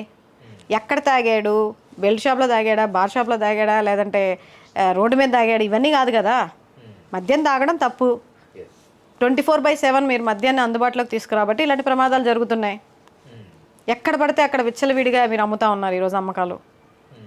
మరి డ్రింక్ చేసి దానివల్ల ప్రమాదం జరిగిందని చెప్తే అలాంటి వాటి మీద మీరు ఏ విధంగా అయితే చర్యలు స్పందించి తీసుకుంటున్నారో, రేపు ఇంతకు మించి డిజిటల్ బుక్లో చట్టపరంగా మీరు ఏవైతే కారణాలు చూపిస్తున్నారో అవే కారణాలు కూడా మాకు కూడా వస్తాయి కదా. రేపు మా టైం వచ్చినప్పుడు వస్తాయి కదా సార్. ఖచ్చితంగానే మాట్లాడిన ప్రతి ఒక్కరి మీద మేము కూడా కేసులు పెట్టచ్చు కదా. నోరెత్తిన ప్రతి ఒక్కరి మీద కేసులు పెట్టచ్చు, ప్రశ్నించే ప్రతి ఒక్కరి మీద కేసులు పెట్టచ్చు. మాకు తెలియని సబ్జెక్ట్ అంతా కూడా ఈరోజు ఈ రెడ్ బుక్ రాజ్యాంగం ద్వారా మాకు అందుతూ ఉంది. కొత్త లెసన్ మాకు నేర్పిస్తున్నారు లోకేష్ గారు. ఇదేమి గాంధీ గారు ఉండేటటువంటి రోజులు కాదు కదా సార్. ఈ చెంప మీద కొడితే ఈ చెంప చూపించడానికి, ఈ చెంప మీద కొడితే లాగి ఈ చెంప మీద కొడతారు. ఇప్పుడు ఇది చూపించి ఇక్కడ కూడా కొట్టండి అని చెప్పరు కదా. అంటే వాళ్ళు అన్యాయంగా వచ్చారని చెప్పి మీరు కూడా అన్యాయంగా వస్తూ ఉంటున్నారు. మేము అన్యాయంగా వస్తామని చెప్పట్లా. ఏదైతే వీళ్ళు చట్టపరంగా ఇది తప్పు, దీని మీద చట్టపరంగా చర్యలు తీసుకుంటున్నారో అదే చట్టం మాకు కూడా వర్తిస్తుంది కదా. కాకపోతే అక్కడ రెడ్, ఇక్కడ డిజిటల్, అంతే తేడా. అక్కడ రెడ్ బుక్, ఇక్కడ డిజిటల్ బుక్. బాగా స్ట్రాంగ్గా పునాది మా జగన్మోహన్ రెడ్డి గారు బాగా స్ట్రాంగ్గా డిజిటల్ బుక్ తీసుకొచ్చారు. చెరిపినా చెరగకుండా, చింపినా చెరగకుండా వాళ్ళు ఏం తప్పు చేశారు ఏంటి, అన్యాయంగా అక్రమంగా ఈరోజు కేవలం వాళ్ళ కక్షపూరిత రాజకీయాల్లో ఎవరైతే బలైపోతా ఉన్నారో అలాంటి వాళ్ళకి రేపు చట్టపరంగా జగన్మోహన్ రెడ్డి గారు అధికారంలోకి వచ్చిన తర్వాత ఖచ్చితంగా రిటర్న్ గిఫ్ట్ ఉంటుంది. ఒక పథకం అమలులోకి వచ్చింది అంటే దాని వెనుక జగన్ గారి శ్రమ ఏంటి, ఆయన విజన్ ఏంటి, ఏ విధంగా ఆలోచిస్తారు, అది అమలు తీరు టైంలో ఆయన ఏ విధంగా దాని మీద పర్యవేక్షణ కానీ చేస్తారు? ఒక పథకం అంటే ఇప్పుడు వాళ్ళు పథకాలు తీసుకొచ్చేటప్పుడే ఎవరెవరికి ఏమి ఇవ్వాలి, ఎవరికి ఏ రిక్వైర్మెంట్, ఇవన్నీ కూడా ఏంటంటే పాదయాత్ర చేసేటప్పుడు రైతులకి పలానా కొరత ఉంది, విద్యార్థులు ఎక్కడ ఇబ్బంది పడతా ఉన్నారు, ప్రభుత్వ స్కూల్స్ ఎలా ఉన్నాయి, అందరూ చదువుకోగలుగుతున్నారా లేదా, ఎందుకు చదవలేకపోతున్నారు పిల్లలు, వీటన్నిటిపైన అవగాహన రావడం కోసమే ఆయన పాదయాత్ర చేశారు. ఆ పాదయాత్ర చేసిన తర్వాత ఆయన ఆలోచించుకొని ఎవరెవరికైతే ఇబ్బంది పడుతూ ఉన్నారో పేద ప్రజలందరూ వాళ్ళకి అనుగుణంగా వాళ్ళకి అంతో కొంత ప్రభుత్వం తరపున ఒక సపోర్ట్ ఇవ్వాలనే ఒక ఉద్దేశంతో సంక్షేమ పథకాలు తీసుకురావడం జరిగింది. అందులో ఉదాహరణ మనం చూస్తే నాడు నేడు స్కూల్స్ కానీ ఎంత అద్భుతంగా చేశారు సార్. ప్రైవేట్ స్కూల్స్ కూడా దాని ముందు పనికిరావు, అంత బాగా డిజిటల్ బోర్డ్స్, ఎడ్యుకేషన్ కానీ, ఇంగ్లీష్ మీడియం కానీ, ఐబీ సిలబస్ కానీ, అసలు ఎంత ఐక్యరాజ్య సమితికి వెళ్ళి మాట్లాడగలిగేంత కెపాసిటీ ఒక గవర్నమెంట్ స్కూల్లో చదివే పాప ఇంగ్లీష్ అంత ఫ్లూయెన్సీగా మాట్లాడే వచ్చిందంటే అంత కాన్ఫిడెంట్ ఎవరి వల్ల? జగన్మోహన్ రెడ్డి గారి వల్ల కదా. మరి అదే విధంగా ఆ స్కూల్లో ఉండేటటువంటి పిల్లలకి హెల్దీగా వాళ్ళు చదువుకోవాలంటే వాళ్ళకి మెదడు కూడా సహకరించాలి కదా. మానసికంగా, శారీరకంగా ఎప్పుడైతే దృఢంగా ఉంటారో ఖచ్చితంగా వాళ్ళ కాన్సన్ట్రేషన్ లెవెల్స్ పెరుగుతూ ఉంటాయి. కాబట్టి వాళ్ళకి మంచి క్వాలిటీ ఫుడ్ను కూడా ఇవ్వడం జరిగింది. చిక్కీలు అని చెప్పేసి మండే, ట్యూస్డే, ఎగ్ అని చాలా మెనూ కూడా ఇచ్చారు. మరి అవన్నీ ఆయనకు పెట్టాల్సిన అవసరం లేదు. ఇప్పుడు ఎవరు చేస్తున్నారు సార్? అక్కడ ఫుడ్ పాయిజన్ అయిపోయి పిల్లలందరూ కూడా హాస్పిటలైజ్ అవుతూ ఉన్నారు. మరి అవన్నీ ఎందుకు ఆలోచించారు? ఎందుకు అమ్మఒడి తీసుకొచ్చారు? ఇంట్లో 3 పిల్లలు ఉంటే 3 పిల్లల్ని చదివించలేనటువంటి స్తోమతలో ఉన్నటువంటి పేద తల్లిదండ్రులు చాలామంది ఉన్నారు బయట. చెప్పే కదా ఇందాకే బాల కార్మికుల్లాగా అన్ని పనుల్లో పెట్టేసుకొని వాళ్ళకి కుటుంబ పోషణ కోసం ఒకళ్ళని చదివిపిస్తారు, 2 పిల్లల్ని పనుల్లో పెట్టేస్తారు. మరి అటువంటి వాళ్ళందరినీ కూడా దగ్గర తీసుకొచ్చి గవర్నమెంట్ స్కూల్లో కూర్చోబెట్టి వాళ్ళకి షూ, బ్యాగ్, బెల్ట్, ప్రతిదీ, యూనిఫామ్ దగ్గర నుంచి, ఫుడ్ దగ్గర నుంచి అవన్నీ కూడా ఎందుకు ప్రొవైడ్ చేశారు? ఎడ్యుకేషన్ ఇంప్రూవ్ అవ్వాలి, పిల్లలు బాగా చదువుకుంటే మన రాష్ట్ర అభివృద్ధికి అది సహకరిస్తుంది కదా. రేపు వాళ్ళందరూ చదువుకొని మంచి మంచి ఉద్యోగాలు చేసి మంచి సెటిల్ అయితే అది అభివృద్ధి కాదా సార్? సో ఆ విధంగా అనేకమైనటువంటి సంక్షేమ పథకాలు తీసుకురావడం జరిగింది ఆయన. అయితే ఇక్కడ ఒక నెగిటివ్ కోణంలో కూడా కొన్ని తీసుకొని వెళ్ళారు. స్కూల్కి ఇచ్చేటటువంటి ఫుడ్లో కోడిగుడ్డు పైన కూడా స్టాంప్ వేసుకున్నారు జగన్మోహన్ రెడ్డి గారు అని చెప్పి, కోడిగుడ్డు ముఖ్యమంత్రి అని చెప్పి చాలామంది ఎగతాళి చేయడం కూడా జరిగింది. కానీ అక్కడ వాళ్ళ బ్రెయిన్కి అందంది ఏంటంటే, ఇప్పుడు స్కామ్లు జరగడానికి అవకాశం లేకుండా ఆ ఎగ్గు పైన స్టాంప్ ఉంటే ఇది గవర్నమెంట్ ఇచ్చింది, ఇది ఫ్రీ, ఏ షాపుల్లో కూడా తీసుకెళ్ళి అమ్మడానికి లేకుండా, అవినీతి జరగకుండా ఖచ్చితంగా పిల్లవాడికి కోడిగుడ్డు ఫుడ్ రూపంలో అంటే ప్రోటీన్ రూపంలో వెళ్ళాలంటే అది ఆ స్కూల్కే వెళ్ళాలి. ఎక్కడా కూడా అవినీతి జరగకూడదు. షాపుల్లోకి వెళ్ళి వీళ్ళు మళ్ళీ దీన్ని అమ్మేసుకోవడం, మీకు అర్థమవుతుందా సార్? సో అవినీతి జరగకుండా ఇది గవర్నమెంట్ ప్రొవైడ్ చేసేటటువంటి ఫుడ్డు అనే విధానంలో స్టాంప్ వేసారే తప్ప అక్కడేదో ఆయనకి ఘనత వచ్చేయాలనో లేదంటే ఇంకోటో కాదు. ఎక్కడ కూడా అవినీతికి ఆస్కారం లేకుండా, ఛాన్స్ లేకుండా. ఇప్పుడు వీళ్ళ బాధ అదే కదా, మెయిన్ వీళ్ళ బాధ అదే. జగన్మోహన్ రెడ్డి గారు అధికారంలోకి వస్తే కొంతమంది దళారులకి, మీడియేటర్స్ ఎవరైతే ఉంటారో, కమిషన్లకి కకృతిపడి అవినీతికి పాల్పడే వాళ్ళు ఎవరైతే ఉంటారో, మోస్ట్ ఆఫ్ ద పీపుల్ చాలామంది ఉంటారు కదా, వాళ్ళందరూ లాస్ అయిపోతారని అదే బాధ. ఎందుకంటే మీరు చూసుకున్న ఏది కూడా సంక్షేమ పథకాలన్నీ కూడా డైరెక్ట్గా డీబీటీ ద్వారా వాళ్ళ అకౌంట్లోకే వెళ్ళడం జరుగుతూ ఉంది. మధ్యలో ఎవరి చేతులు మారడం లేదు. మరి ఇవన్నీ ఎందుకు ఆలోచించారు ఆయన ఆలోచన విధానం ఏంటి? ఎవరైతే లబ్ధిదారుడు ఉంటాడో, ఎవరైతే నిజంగా లబ్ధిదారుడు అతనికే చేరాలి. ఈ మధ్యలో కమిషన్లు, బ్లాక్మెయిల్లు, అవినీతి, ఎక్కడా కూడా కరప్షన్ ఉండకూడదనే ఒక ఉద్దేశంతోనే ఆయన ఇవన్నీ కూడా తీసుకురావడం జరిగింది. కానీ కొంతమందికి అది అర్థం కాదు. జగన్మోహన్ రెడ్డి పబ్లిసిటీ కోసం కోడిగుడ్ల మీద స్టాంపులు వేసి పబ్లిసిటీ చేసుకోవాలనుకుంటే బేభత్సంగా చేసుకోవచ్చు. మేము ఇన్ని చేసాం, ఇన్ని సంక్షేమ పథకాలు అమలుపరిచాం, ఇంత అభివృద్ధి చేసాం, మెడికల్ కాలేజీలు, పోర్ట్లు, 30 లక్షలకు పైగా ఇళ్ల స్థలాలు, 20 లక్షలు ఇల్లు కట్టించాం, కారిడార్స్, పోర్ట్లు సార్ ఎన్ని తీసుకొచ్చారు ఆయన? ఎయిర్పోర్ట్ కానీ, భోగాపురం ఎయిర్పోర్ట్లు కానీ, అలాగే పోర్ట్స్, రైతు భరోసా కేంద్రాలు, ఇవన్నీ కూడా, అలాగే స్కూలు ఎడ్యుకేషన్ పరంగా ఇవన్నీ డెవలప్మెంట్స్ కదా. కళ్ళ ముందు ఇన్ని కనిపిస్తున్నాయి కదా. మెడికల్ కాలేజీలు రీసెంట్గా, ఆ మెడికల్ కాలేజీలు ఈ మధ్య వెలుగులోకి వచ్చింది, జనాలందరికీ ఇంకా తెలియలే. వీళ్ళు తీసుకొచ్చారు, వీళ్ళు ఏదో ప్రచారం చేసుకోవాలనుకున్నారు, జగన్మోహన్ రెడ్డి గారినే బయటికి తీసుకొచ్చారు. ఆయన చేసింది మేమేం చేయక్కర్లే, ఇప్పుడు పబ్లిసిటీ వీళ్ళే చేస్తున్నారు. వాలంటరీ వ్యవస్థ అనేది నిర్వీర్యం చేసేది కదా పూర్తిగా. వాలంటరీ వ్యవస్థే లేదు కదా కూటమి ప్రభుత్వం వచ్చిన తర్వాత. జగన్మోహన్ రెడ్డి గారు వాలంటరీ వ్యవస్థను ఎందుకు తీసుకొచ్చారంటే ఒక రకంగా ఎంప్లాయ్మెంట్ క్రియేట్ చేయొచ్చు. మీరు చూశారు కదా, వాలంటీర్లుగా ఉన్న వాళ్ళందరూ 10వ తరగతి 8వ తరగతి చదువుకున్న వాళ్ళు, వాళ్ళకి ఎక్కడికి వెళ్ళినా ఉద్యోగాలు రావు, షాపుల్లో ఉండి కూడా పొద్దు నుంచి రాత్రి దాకా. సో ఎంతో కొంత ఒక 2 లక్షల మందికి పైగా వాలంటీర్లు ఉన్నారు, వాళ్ళందరికీ ఒక ఎంప్లాయ్మెంట్ క్రియేట్ చేయొచ్చు. అట్లాగే ఇప్పుడు ప్రతిదానికి కూడా ఏది అవసరమైనా సరే ఆధార్ కార్డు దగ్గర నుంచి ఏదైనా అప్డేట్ అవ్వాలన్నా, ఏదన్నా అప్లై చేసుకోవాలన్నా ఈ సంక్షేమ పథకాలు అందరికీ తెలియదు. ఇప్పుడు నేను కొంతమంది ఇంట్లోనే ఉంటారు, ఎడ్యుకేటెడ్ పర్సన్స్ ఉంటారు, పెద్దవాళ్ళు ఉంటారు, ముసలి వాళ్ళు ఉంటారు, వాళ్ళందరికీ తెలియదు వాళ్ళకి ఎక్కడికి వెళ్ళాలో, మనం ఎక్కడికి వెళ్ళి కన్సల్ట్ అవ్వాలో, దాన్ని ఎలా తెచ్చుకోవాలో అనేది వాళ్ళకి తెలియదు. అవన్నీ కూడా వాళ్ళని ఎడ్యుకేట్ చేసి ఇంటి దగ్గరికి వెళ్ళి ప్రతిదీ కూడా వాళ్ళకి అందుబాటులో తీసుకొచ్చే విధానంలో వాలంటరీ వ్యవస్థని తీసుకురావడం జరిగింది. అట్ ద సేమ్ టైం ఏంటంటే చాలా వరకు మనకి గాంధీ గారు గ్రామాలు ఎప్పుడైతే అభివృద్ధి చెందుతాయో, పాలన ఎప్పుడైతే ప్రజల దగ్గరికి వెళ్తుందో, ఇప్పుడు గ్రామ సచివాలయాలు ఉన్నాయి కదా సార్, అప్పుడే నిజమైనటువంటి స్వతంత్రం వచ్చినట్టు అని చెప్పేసి చెప్పడం జరిగింది. ఆ విధానంలో జగన్మోహన్ రెడ్డి గారు నడిచారని చెప్పేసి నా యొక్క ఉద్దేశం. ఎందుకంటే ఆయన చేసినవన్నీ కూడా ఆలోచనలన్నీ కూడా దానికి రిలేటెడ్గానే ఉన్నాయి. గ్రామ సచివాలయాలు ఏర్పాటు చేయడం, వాలంటరీ వ్యవస్థను తీసుకురావడం, ప్రజల వద్దకే పాలన తీసుకుని వెళ్ళడం. ఈరోజు చూడండి, ఏదైనా కావాలంటే ఆఫీసుల చుట్టూ తిరిగిన వాళ్ళు తిరిగినట్టే, ఎక్కడికి వెళ్ళాలో తెలియదు, ఎవరిని సంప్రదించాలో తెలియదు, ఎలా అప్లై చేయాలో తెలియదు, అందరినీ అడగడం ఎలా ఎలా ఎలా అని చెప్పేసి. సో వాలంటరీ అనేవాళ్ళు ఇంటికి వచ్చి పలానా అమ్మ ఆ ఏజ్ ఎంత ఉంది, 50 సంవత్సరాల వాళ్ళకి ఇది వస్తుంది ఈ సంక్షేమ పథకంలో, దానికి ఏమేం చేయాలని వాళ్ళే దగ్గరుండి అన్నీ కూడా అప్లికేషన్ ఫిల్ చేయించి దగ్గరుండి అన్నీ కూడా చూసుకునే విధానాలు. అదంతా కూడా మొన్న విపత్తు వచ్చింది సార్, వరదలు వచ్చాయి విజయవాడ సింగనగర్లో. వాలంటరీ వ్యవస్థ ఉంటే వాళ్ళకి అన్నీ కూడా అందుబాటులోకి తీసుకొచ్చేవాళ్ళు. మెడికేషన్ కానీ వాళ్ళకి సంబంధించినటువంటి చాలామంది ఇబ్బంది పడ్డారు. వాలంటరీ వ్యవస్థ చాలా బాగా ఉపయోగపడింది కదా, చూశారు కదా అందరూ. ఇంటికి వచ్చి మెడిసిన్స్ ఇవ్వడం కానీ, వాళ్ళకి ప్రాపర్గా ఒక 50 ఇళ్ళకి ఒక వాలంటరీ. అసలు ఏం లేదు కదా సార్, ఇది వాలంటరీ వ్యవస్థనే తీసేశారు కదా, కంపేర్ చేయడానికి ఏమీ లేదు. ఇంకా ప్రజల బాధలు ప్రజలే.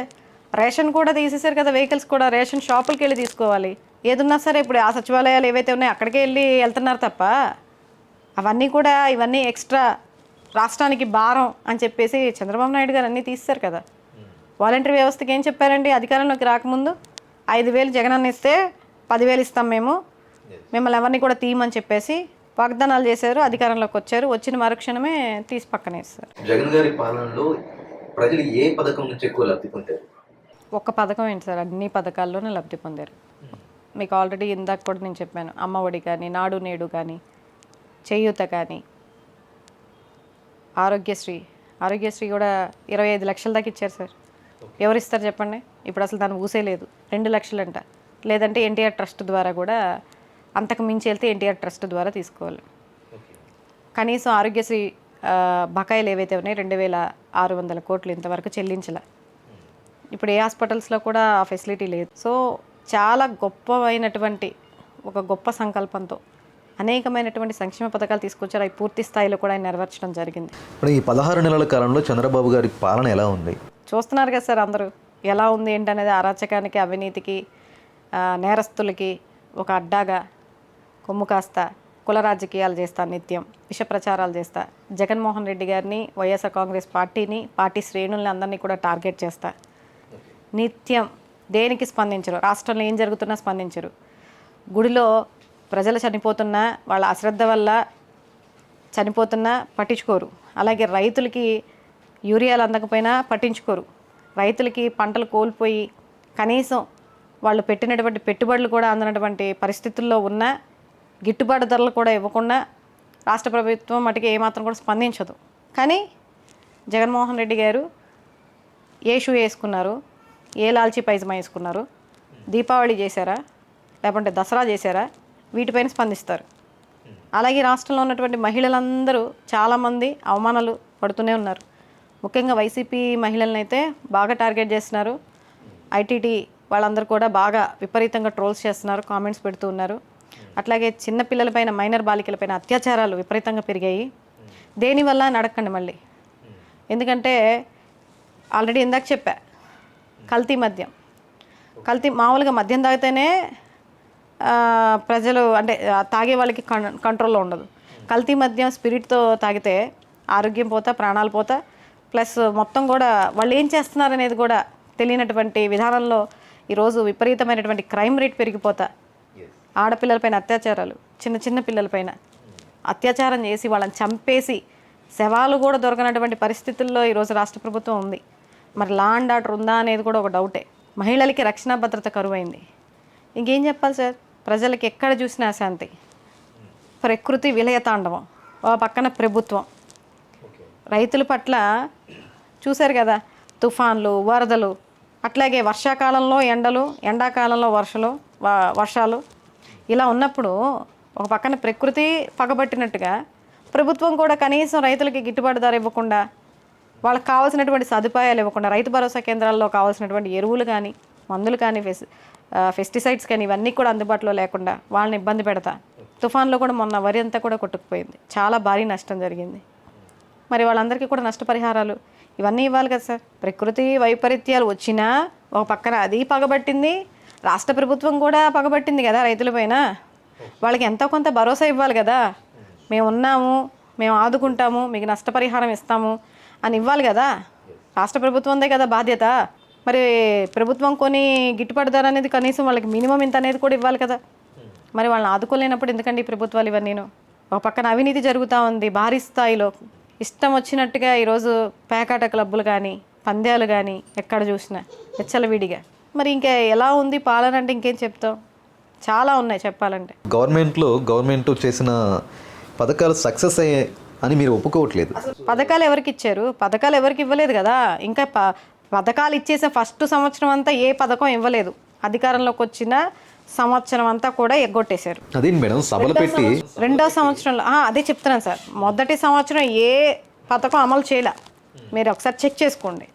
ఫస్ట్ సంవత్సరం అంతా కూడా కాలయాపన చేశారు. ప్రజలకు ఆ డబ్బులు లేవు, సంపద సృష్టించి మీకు చేస్తాము, మీకు ఏదైనా సలహాలు ఉంటే వచ్చి నా చెవులో చెప్పండి, రాష్ట్ర ఆర్థిక పరిస్థితి బాగాలేదు, ఇవన్నీ చెప్పుకుంటూ వచ్చారు ఒక సంవత్సరం కాలం పాటు.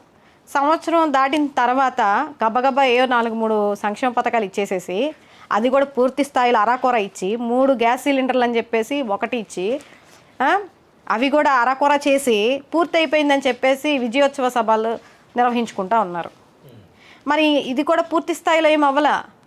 నిరుద్యోగ భృతి ఇవ్వాల, ఆడబిడ్డ నిధి ఇవ్వాల, నిరుద్యోగ భృతి ఇస్తా అన్నారు కదా సార్. నెల 20 లక్షల మందికి నిరుద్యోగులకి ఉద్యోగాలు కల్పిస్తా అన్నారు 5 సంవత్సరాలకి. ఇప్పుడు మరి 18 నెలలు వస్తూ ఉంది. మరి ఎంతమందికి ఈ లోపల ఇచ్చి ఉండాలి చెప్పండి? దాదాపు 8 లక్షల మంది దాకా ఉద్యోగాలు ఇవ్వాలి. ఎంతమందికి ఇచ్చారు వీళ్ళు? ఇప్పుడు ఎంతమందికి ఇచ్చారు? మరి అది ఇచ్చిన హామీలే కదా. నిరుద్యోగ భృతి 1500, ఆడబిడ్డ నిధి, ఆడవాళ్ళకి 18 సంవత్సరాలు నిండిన వాళ్ళకి కూడా అది కూడా ఇవ్వాలి. మరి ఇంకేమీ అమలు పరిచినట్టు సార్? మీరు ఇలా చెప్తున్నారు. చంద్రబాబు గారు ఏమో super 6 success, super 6 super hit. ఎవరైనా మాట్లాడితే నాలిక మందం కాదు, నాలిక కట్ చేస్తా అనబోయి నాలిక మందం అన్నారులేండి. కబుక్కన ఫ్లోలో వచ్చేసి ఆ కంట్రోల్ చేసుకుని ఆపారు. ఎవరిని నమ్మాలి? ప్రజలకి తెలుస్తుంది కదా. ఇప్పుడు నేను లబ్ధిదారు అనుకోండి, నాకు వచ్చిందో రాలేదో నాకు తెలుస్తుంది కదా, వాళ్ళకే తెలుస్తుంది కదా. కాబట్టి ఆయన ఏదో విజయోత్సవ సభలో జరుపుకున్నంత మాత్రాన అన్నీ ఇచ్చేసారని మనలాంటి వాళ్ళు అనుకున్న ఏం ప్రయోజనం ఉండదు. లబ్ధిదారులకు తెలుస్తుంది అది. మీరు ఇందాక చంద్రబాబు గారు సంపద సృష్టిస్తారనే వర్డ్ యూజ్ చేశారు. ఇప్పుడు ఆయన ఎలక్షన్ ముందు కూడా నేను సంపద సృష్టిస్తాను అని చెప్పారు. ఇప్పుడు ఎలా ఉంది పరిస్థితి? సృష్టిస్తున్నారుగా. కల్తీ మధ్య కుంభకోణాలు పెట్టి ప్రజల ప్రాణాలతో ఆడుకుంటా 5,280 కోట్లు సంపాదించారు. అందులో 25% కరకట్ట ఇంటికి వెళ్ళాయి. అదే మరి సంపద సృష్టిస్తున్నాడు. మరి వాళ్ళ పార్టీలో ఉన్న వాళ్ళందరికీ కూడా తలా కొంచెం అందరికీ కూడా ఇవ్వాలి కదా. చంద్రబాబు గారు ఒక్క మంచి పని కూడా చేయలేదు అంటున్నారు మీరు. కానీ ఆయన పెన్షన్ 4,000కి పెంచారు కదా, అది వృద్ధులకి మేలు జరిగేదే కదా. అంటే ఇప్పుడు పెన్షన్ ఇచ్చేసేసి మిగిలినవన్నీ ఎగ్గొట్టేస్తే సరిపోతుందంటారు. ఏదో ఒకటి చేసేసి మీరు 6 చెప్పి 6లో ఏదో ఒకటి ఇచ్చేసి ఫస్ట్ ఒకటి ఇచ్చేసేసి మిగిలినవన్నీ దాన్ని ఊసే ఎత్తకుండా దానికి 10 లక్షలు 13 లక్షలు ఉంటే 3 ఇచ్చి 10 లక్షల మందికి ఎగ్గొట్టేసేసి చాలా అది ఇవ్వాలన్నా, దాన్ని అమలుపరచాలన్నా, దాన్ని ఎగ్గొట్టాలన్నా చాలా మేధావితనం ఉండాలి. అది ఎవరికి ఉండదు. కేవలం చంద్రబాబు నాయుడు గారికే సాధ్యం అది. ఆయన చెప్పినట్టు, ఆయన వాగ్దానం చేసినట్టు పెన్షన్ 4,000 పెంచారు, కాదనట్లేదు. కానీ 4,000 పెంచి ఎంతమందిని కోత పెట్టారు పెన్షనర్స్లో? ఎంతమందిని తీసేశారు చెప్పండి? హక్కుదారులు కాదని చెప్పేసి ఎంతమందిని కోత పెట్టారు? దగ్గర దగ్గర 2 లక్షల మంది దాకా కోత పెట్టారు. మరి అది ఇచ్చినట్టు అవుతుందా? అలా ఇచ్చే పని అయితే 4,000 కాదు, నెలకి 40,000 ఇస్తానని చెప్పి కూడా వాగ్దానం ఇవ్వచ్చు. ఎందుకంటే 4 లక్షల మంది లబ్ధిదారులు ఉంటే ఏదో 1 లక్ష మందికి ఇచ్చేసి 3 లక్షల మందిని పక్కకు తీసేస్తే ఏదైనా అదే అవుతుంది. ఆ మాత్రం దానికి ఎందుకు సరిపడా హామీలు? విద్యా వైద్యం విషయంలో మీ ప్రభుత్వానికి ప్రస్తుత ప్రభుత్వానికి తేడా ఏంటి? విద్యా వైద్యం జగన్మోహన్ రెడ్డి గారి ఉన్నప్పుడు అమోఘంగా ఉందని చెప్పేసి నేను చెప్పడం కాదు, పెద్ద పెద్ద విశ్లేషకులే చెప్పారు. విద్యలో ఇంతవరకు ఎవరూ చేయని విధంగా చాలా చక్కగా చాలా గొప్పగా సంస్మరణలు తీసుకుని రావడం జరిగింది. దేనికి పనికి రాకుండా ఉన్నటువంటి ప్రభుత్వ పాఠశాలలు అంటే చంద్రబాబు నాయుడు గారు గతంలో 5,000 గవర్నమెంట్ స్కూల్స్ని మూపేపించడం జరిగింది. ఎందుకంటే ఆయన ఎప్పుడు కూడా ప్రైవేట్ వాళ్ళకి పక్షపాతి, కార్పొరేట్ సంస్థలకి పక్షపాతి. గవర్నమెంట్ చేయడం వల్ల ఆయనకు వచ్చేది ఏం లేదు. ఎప్పుడు కూడా ప్రైవేటైజేషను, ప్రైవేట్ వ్యక్తులు, కార్పొరేట్ సంస్థలకి ఆయన సపోర్ట్ చేస్తారనేది అందరికీ తెలిసిన విషయమే. కాబట్టి ఆయన ఉన్నప్పుడు దాదాపు 5,000 స్కూల్కి పైగా క్లోజ్ చేయడం జరిగింది. మరి జగన్మోహన్ రెడ్డి గారు వచ్చినప్పుడు గవర్నమెంట్ స్కూల్స్ని ఏ విధంగా ప్రైవేట్ స్కూల్స్ కన్నా భిన్నంగా తీసుకురావడం జరిగింది ఆయన నాడు నేడు అనే పథకం ద్వారా. మరి ఈరోజు పరిస్థితి ఎలా ఉంది సార్? స్కూల్లో పిల్లల చేత పనులు చేయిస్తూ ఉన్నారు. వాళ్ళకి సరైనటువంటి ఆహారం లేదు, సరైనటువంటి వసతులు లేదు, అసలు వాళ్ళని పట్టించుకునే నాదుడే లేదు. మరి అప్పటికి ఇప్పటికి చాలా వేరియేషన్ ఉంది. అది నేను చెప్పడం కాదు, ఇంకా పిల్లలే చెప్తారు. మీరు ఒకసారి గవర్నమెంట్ స్కూల్స్కి వెళ్ళి విజిట్ చేస్తే పిల్లలే చెప్తారు. ఐక్యరాజ్య సమితి దాకా తీసుకెళ్ళినటువంటి ఘనత జగన్మోహన్ రెడ్డి గారు గవర్నమెంట్ స్కూల్లో ఉన్నటువంటి పిల్లల్ని. మరి ఈరోజు వాళ్ళ ఎడ్యుకేషన్ ఏంటి? వాళ్ళ ఇంగ్లీష్ మీడియం ఏమైపోయింది? వాళ్ళ క్లాసులు ఏమైపోయింది? వాళ్ళకి పౌష్టికాహారం ఏమైపోయింది? అట్లాగే మీరు ఇంకోటి అడిగారు, ఆరోగ్యశ్రీ, విద్యా వైద్యం. జగన్మోహన్ రెడ్డి గారు ఉన్నప్పుడు కరోనా టైంలో కూడా కరోనా కూడా ఇంక్లూడ్ చేసి, అంటే కరోనా అయినటువంటి మహమ్మారిని కూడా ఆరోగ్యశ్రీలో ఇంక్లూడ్ చేసినటువంటి గొప్ప వ్యక్తి. 25 lakhs దాకా ఇచ్చారు ఆరోగ్యశ్రీ కార్డు లిమిటేషన్. మరి ఈరోజు తన బకాయిలు చెల్లించకుండా కేవలం 2 లక్షలు పెట్టి ఇంకా అంతకు మించి ఎక్కువ బిల్లు అయితే ఎన్టీఆర్ ట్రస్ట్ ద్వారా తీసుకోవాలని చెప్పి మాట్లాడటం అందరినీ ద్రాక్షలాగా తయారైంది. మళ్ళీ మొదటికి వచ్చింది. జగన్ గారిని మళ్ళీ ముఖ్యమంత్రిని చేసుకోవాల్సిన అవసరం ప్రజలకు ఏముందంటారు? ఖచ్చితంగా జగన్ గారిని మళ్ళీ ముఖ్యమంత్రి చేసుకోవాల్సిన అవసరం అయితే ఎంతైనా ఉంది. ఎందుకంటే ఇప్పుడు ఉన్నటువంటి పరిణామాలన్నీ కూడా మనం చూస్తూ ఉన్నాం. ఏవైతే కోల్పోయామో ప్రజలందరికీ కూడా ఆ డిఫరెన్సెస్ ఏంటనేది చూస్తాం. గత ప్రభుత్వం ఎలా ఉంది, ఇప్పుడు ఎలా ఉంది, అరే మనం అనవసరంగా జగన్ గారిని గెలిపించుకోలేకపోయామని వాళ్ళ ఒక అసంతృప్తి భావన అనేది ఖచ్చితంగా ఉంది. వాళ్ళే వ్యక్తపరుస్తూ ఉన్నారు కూడా, తప్పు చేసామని. ఎందుకయ్యా అంటే ఎవరు చేయని విధంగా ఒక ముఖ్యమంత్రిగా వెరీ షార్ట్ పీరియడ్లో అంత పెద్ద విపత్తు వచ్చినా సరే మిగిలినటువంటి 2 సంవత్సరాలు పోతే ఆ 3 సంవత్సరాల్లో ఎవరు చేయని విధంగా చేశారు ఆయన. 1 కాదు 2 కాదు, ఎన్ని డెవలప్మెంట్స్, ముఖ్యంగా విద్యలో కానీ, వైద్యంలో కానీ, ఉపాధిలో కానీ, వాలంటరీ వ్యవస్థ ద్వారా కానీ, సచివాలయాల ద్వారా కానీ, రైతు భరోసా కేంద్రాలు కానీ, వీటి ద్వారా ప్రజలందరికీ కూడా సేవలను దగ్గరికి తీసుకెళ్లే విధంగా దగ్గరగా.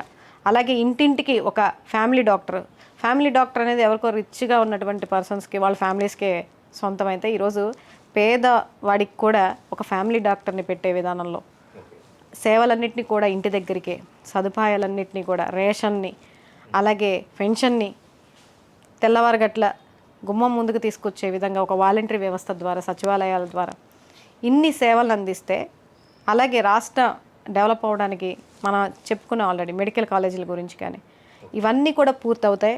అదేవిధంగా మళ్ళీ ప్రతి ఒక్కరి ముఖంలో చిరునవ్వు చూసే అవకాశం ఉంటుంది. ఎవరైతే ఈరోజు ఇబ్బంది పడుతూ ఉన్నారో వాళ్ళందరికీ కూడా లబ్ధి చేకూర్చడానికి, వాళ్ళందరికీ కూడా సరైనటువంటి వైద్యం కోసం, విద్యార్థులకి సరైనటువంటి విద్య కోసం, వీటన్నిటికి కూడా సమాధానం చెప్పాలంటే ఖచ్చితంగా జగన్మోహన్ రెడ్డి గారు రావాలి. ఇందులో డౌట్ ఏముంది? ఏవైతే కోల్పోతున్నారో ఈ ప్రజలు అవన్నీ కూడా ఖచ్చితంగా నెరవేరుతాయి. మరి వీళ్ళు ఏదైతే అమరావతి అని చెప్పన్నారు, ఇంతవరకు కూడా దాని ఊసు కూడా ఎత్తలేదు.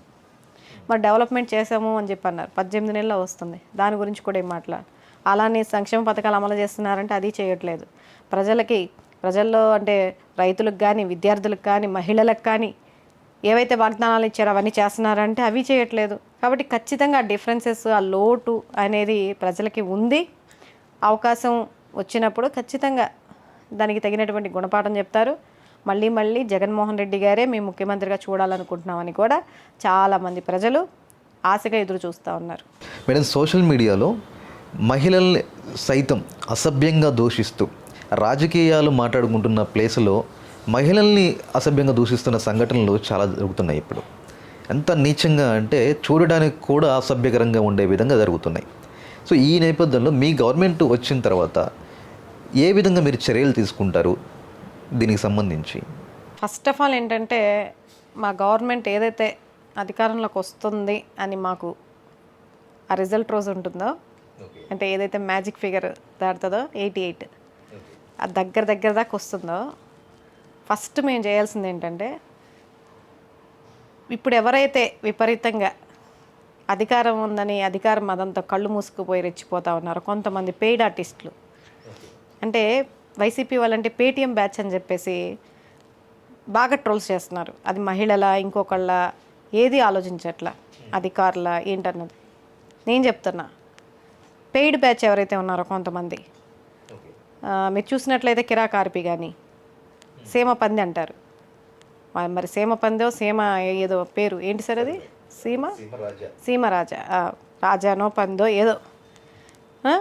అలాగే చేబ్రోలు కిరణ్ అతగాడిని కొన్నాళ్ళు తీసుకొచ్చి మీడియా ముందు పెట్టి ఒక విశ్లేషకుడట, ఏదో ఏలియన్ లాగా ఎక్కడి నుంచో గ్రహాంతరవాసిలాగా వచ్చినట్టుగా అతను ఒక విశ్లేషకుడుగా మీడియా ముందు కూర్చోబెట్టి అతని చేత ఎవరెవరిని తిట్టించాలో తిట్టించేసి, అంటే ఇక్కడ ఏంటంటే వీళ్ళ ఆలోచించాల్సింది ఏంటంటే నాయకులు ఎప్పుడు కూడా డైరెక్ట్గా వీళ్ళు తిట్టకుండా ఇలాంటి పెయిడ్ ఆర్టిస్టులను తీసుకొచ్చి కూర్చోబెట్టేసి వీళ్ళు ఏదైతే అనాలనుకుంటున్నారో అవన్నీ వాళ్ళ చేత అనిపించేసేసి, ఆ చేబ్రోల్ కిరణ్ అనే వీడియోలో ఒకసారి చూడండి, ప్రతి ఒక్కరిని ఎంత దారుణంగా మాట్లాడాడో ఒకసారి చూస్తే మీకు కూడా అర్థమవుతుంది.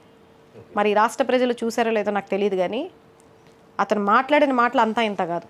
చివరికి భారతి గారి గురించి అతి దారుణంగా పబ్లిక్గా ఎట్లా మాట్లాడారండి అసలు. ఎవరు మాట్లాడించకపోతే ఈరోజు నువ్వు అది మీడియా ముందుకు వచ్చి మాట్లాడావు, నీ అనుకున్న బలం ఏంటి, నీకు ఎవరు ప్రోద్బలం ఇస్తే నువ్వు ఈరోజు అలా మాట్లాడావు. ఎంత దారుణంగా, నా నోటితో నేను అనలేను సార్, అంత దారుణంగా భారతి గారి గురించి అవినాష్ రెడ్డి గారి గురించి మాట్లాడి వాళ్ళే స్క్రిప్ట్ ఇచ్చి వాళ్ళే ఛానల్లో కూర్చోబెట్టి వాళ్ళే పేమెంట్లు ఇచ్చి నువ్వు ఇలా రెచ్చిపోని వాళ్ళే ఎంకరేజ్ చేసి మళ్ళీ ఏదో పొరపాటున అనేసాడు, నేరము తప్పు ఘోరం అని చెప్పేసి మళ్ళీ వాడిని తీసుకెళ్ళి అరెస్ట్ చేసి మా కూటమి ప్రభుత్వం చాలా మంచిది, అంటే ఎవరి పట్లైనా సరే మహిళల గురించి మాట్లాడితే మేము వెంటనే చర్యలు తీసుకుంటాం అని చెప్పేసి మళ్ళీ ప్రజల్లో ఒక సింపతి డ్రామాలు చేసుకుంటా మాది మంచి ప్రభుత్వం అని చెప్పేసి ఏదో ఒక క్రెడిట్ కొట్టేయాలని ఒక ఉద్దేశంతో ఏ ధైర్యంతో వచ్చి మాట్లాడతారు సార్? ఇదంతా కూడా ఒక డ్రామా కదా. అంటే డైరెక్ట్గా ఒక నాయకుడు ఇంకో నాయకుడిని అంటే వీళ్ళ మీద ఎక్కడ నెగిటివ్ వచ్చేస్తుందని ఇలాంటి వెధవలందరినీ, మరి ఈ మాట నేను అనాలో అనకూడదు, ఎంతకన్నా దారుణంగా మాట్లాడిన మాటలు చాలా ఉన్నాయి సన్నివేశాలు.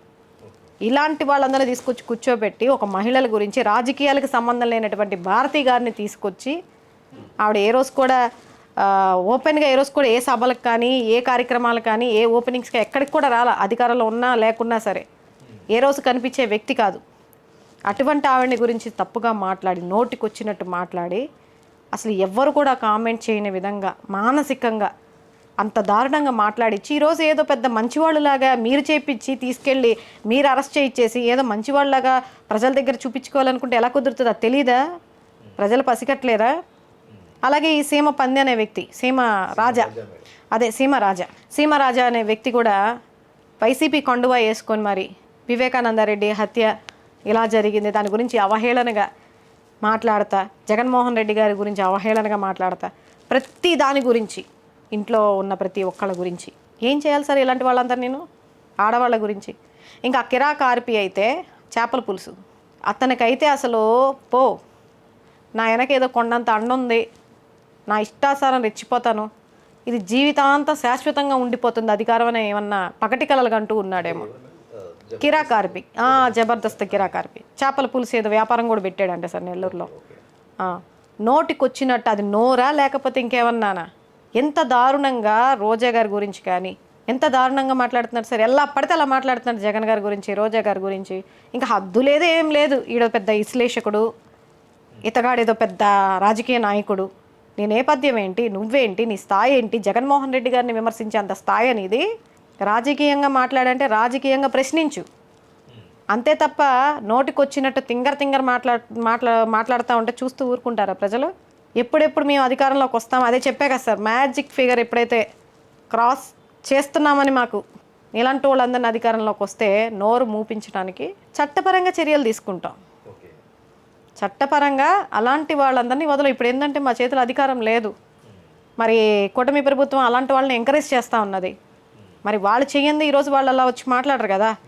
ప్రముఖ ఛానల్స్లో, అంటే ఏదో యూట్యూబ్ ఛానల్ కూడా కాదు, ప్రముఖ ఛానల్స్లో కూర్చోబెట్టి మరి పచ్చ మీడియా ఛానల్స్లో TV5, ABN, ఈటీవీ వీటన్నిటిలో కూడా ఆయన చేత ఒక ఆర్పీని కూర్చోబెట్టి, కిరాక్ ఆర్పీని కూర్చోబెట్టి ఒక విశ్లేషకుడుగా మాట్లాడిస్తున్నారంటే ప్రభుత్వం ప్రోద్బలం లేదా?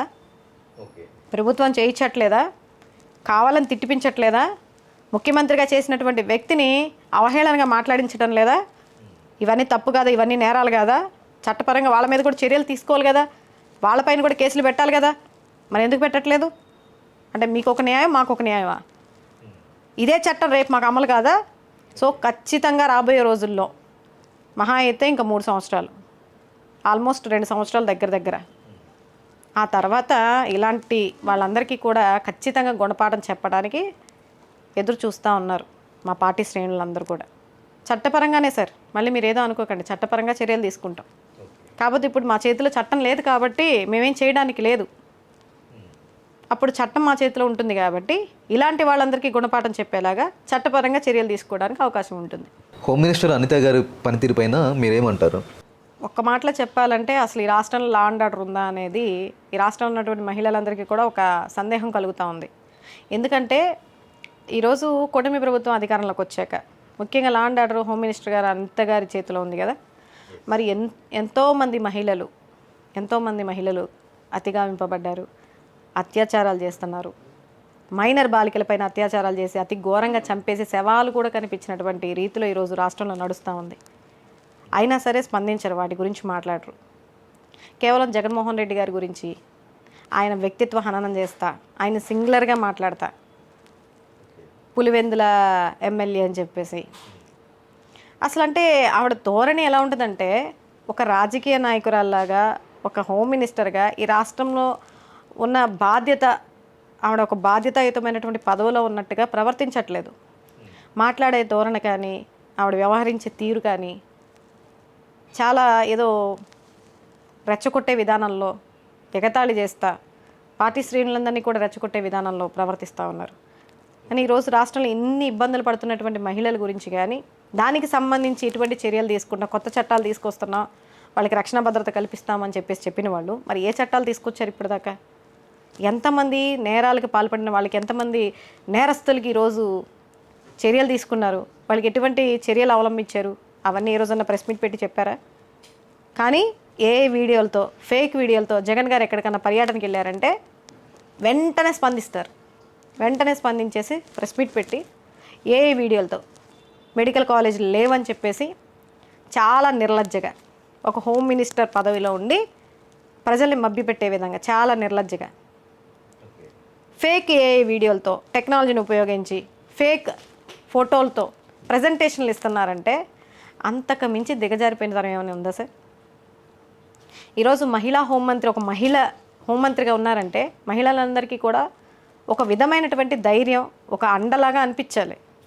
ఈరోజు మహిళలందరికీ కూడా ఒక అభద్రతా భావన, ఏం జరుగుతుందో, ఇంటి నుంచి బయటికి వెళ్తున్నాం, మళ్ళీ ఏమవుతుందో, పిల్లల్ని బయటికి పంపించినా ఏం జరుగుతుందో, ఇన్ని ఘోరాలు జరుగుతున్నాయి. ఈ ఘోరాలన్నిటికీ కారణం ఏంటి సార్? విచ్చలవిడితనంగా గంజాయి అమ్మకాలు, మద్యపానం కుప్పలు తెప్పలుగా ఏర్లై బారుతూ ఉంది. గుడి దగ్గర, బడి దగ్గర అని లేకుండా బెల్ట్ షాపులు, అలాగే బార్ షాపులు ఎన్ని ఉన్నాయి సార్? ఇది గల్లీకి ఎన్ని ఉన్నాయి చెప్పండి? ఒక వీధికి ఎన్ని షాపులు ఉన్నాయి?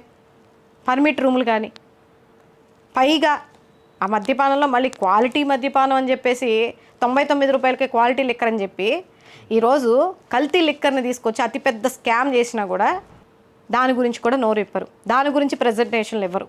మహిళకి అన్యాయం జరిగిందంటే దాని గురించి ప్రజెంటేషన్లు ఇవ్వరు. ఒక మైనర్ బాలిక పైన అత్యాచారం చేసి చంపేశారంటే దాని గురించి చెప్పరు. ఆ నిందితుడికి ఏం శిక్ష చేశామని కానీ దాని గురించి ఎక్స్ప్లెనేషన్ ఉండవు. సింపుల్గా చెప్పాలంటే ఒక్కటి సార్, వంగల్పూడి అనిత గారు ఏదో నోటికి వచ్చినట్టు అధికారం ఉంది కదా అని చెప్పేసి ఎలా పడితే అలా మాట్లాడుతూ ఉన్నారు. ఒక మాజీ ముఖ్యమంత్రిని పట్టుకొని వ్యక్తిగతంగా దూషిస్తూ ఉన్నారు. మాట్లాడితే తల్లి చెల్లి అంటారు, లేదంటే బాబాయ్ హత్య అంటారు, బాబాయ్ గొడ్డలు అంటారు, లేదంటే ఇంకా డాక్టర్ సుధాకర్ అంటారు. ఈరోజు ఇలాంటి ఎగ్జాంపుల్స్ మేము చెప్పాలంటే కోకొల్లలుగా ఉన్నాయి. మీరు సిద్ధమైతే చెప్పండి, లిస్ట్ నేను రెడీ చేసుకొని వస్తా. మీరు అధికారంలోకి వచ్చిన దగ్గర నుంచి ఎంతమంది ఆడపిల్లలు బలయ్యారు, ఎంతమంది మైనర్ బాలికలు చనిపోయారు, ఎంతమంది పైన అత్యాచారాలు జరిగాయి, ఎంతమంది హత్యగావింపబడ్డారు. వినుకొండలో రషీద్ అనే వ్యక్తిని నడి రోడ్డు పైన నరికారు సార్. నడి రోడ్డు పైన అధికారంలోకి వచ్చిన వెంటనే. అది కూడా చేసింది ఎవరు అనుకున్నారు? టీడీపీకి సంబంధించినటువంటి వ్యక్తి. మరి అతనికి ఏ విధమైనటువంటి చర్యలు తీసుకున్నారు? లా అండ్ ఆర్డర్ ఉందా? ఈరోజు కక్షపూరిత రాజకీయాలు చేస్తా, రెడ్ బుక్ రాజ్యాంగాన్ని అమలుపరుస్తా, పోలీస్ వాళ్ళందరికీ కూడా అదనంగా బెనిఫిట్స్ ఇస్తున్నారేమో మరి నాకు తెలియదు. మరి ఈరోజు చాలా అత్యుత్సాహంతో వాళ్ళ అండం చూసుకొని ఈరోజు ఇష్టానుసారంగా ఈరోజు చేస్తూ ఉన్నారు.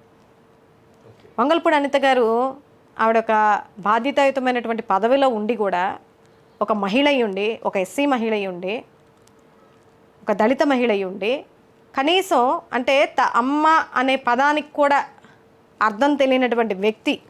గతంలో భారతమ్మ, విజయమ్మ అంటే అమ్మ అనే పేరుకి అంటే భారతమ్మ అని అనిన వాళ్ళకి మళ్ళీ విజయమ్మ అంటున్నా, వీళ్ళ నాన్నకి వాళ్ళ అమ్మ వాళ్ళు ఏమవుతారని చెప్పేసి మాట్లాడారంటే ఇంకా ఆమె యొక్క విజ్ఞత ఏంటనేది ఒకసారి అర్థం చేసుకోండి. అమ్మ అనే పదానికి పర్యాయ పదాలు భూతద్దాలు పెట్టి బూతులు ఎతికే బిల్డప్ మంత్రి ఎవరంటే హోంమంత్రి అనిత. ఈరోజు అంత గౌరవప్రదమైనటువంటి పేరు పెట్టి ఇప్పుడు నన్ను కూడా పిలుస్తారు వల్లమ్మ అని. అమ్మ అంటే నన్ను పిలిచారు, నా పాపను కూడా మా కూతుర్ని కూడా లాసి అమ్మ అంటారు. మీరు పిలుస్తారు సార్, ఒకళ్ళు పిలుస్తారు. ఇప్పుడు అన్నంత మాత్రం తండ్రికి అమ్మ అమ్మ అంటే వరుసలు మారిపోతాయా?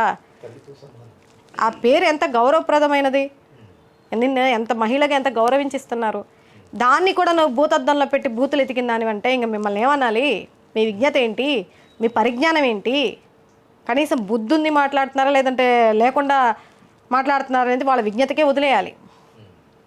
అలాంటి వ్యక్తిని ఈరోజు మహిళ అని మేము సంబోధించాలన్నా కూడా మాకు కూడా చాలా సిగ్గుగా అనిపిస్తూ ఉంది. ఈరోజు అటువంటి ఆవిడ ఈరోజు హోమ్ మినిస్టర్గా ఉన్నది అంటే అలా మాట్లాడిన ఆవిడ మరి రాష్ట్ర మహిళలకి ఏ విధమైనటువంటి రక్షణ భద్రత కల్పిస్తారండి?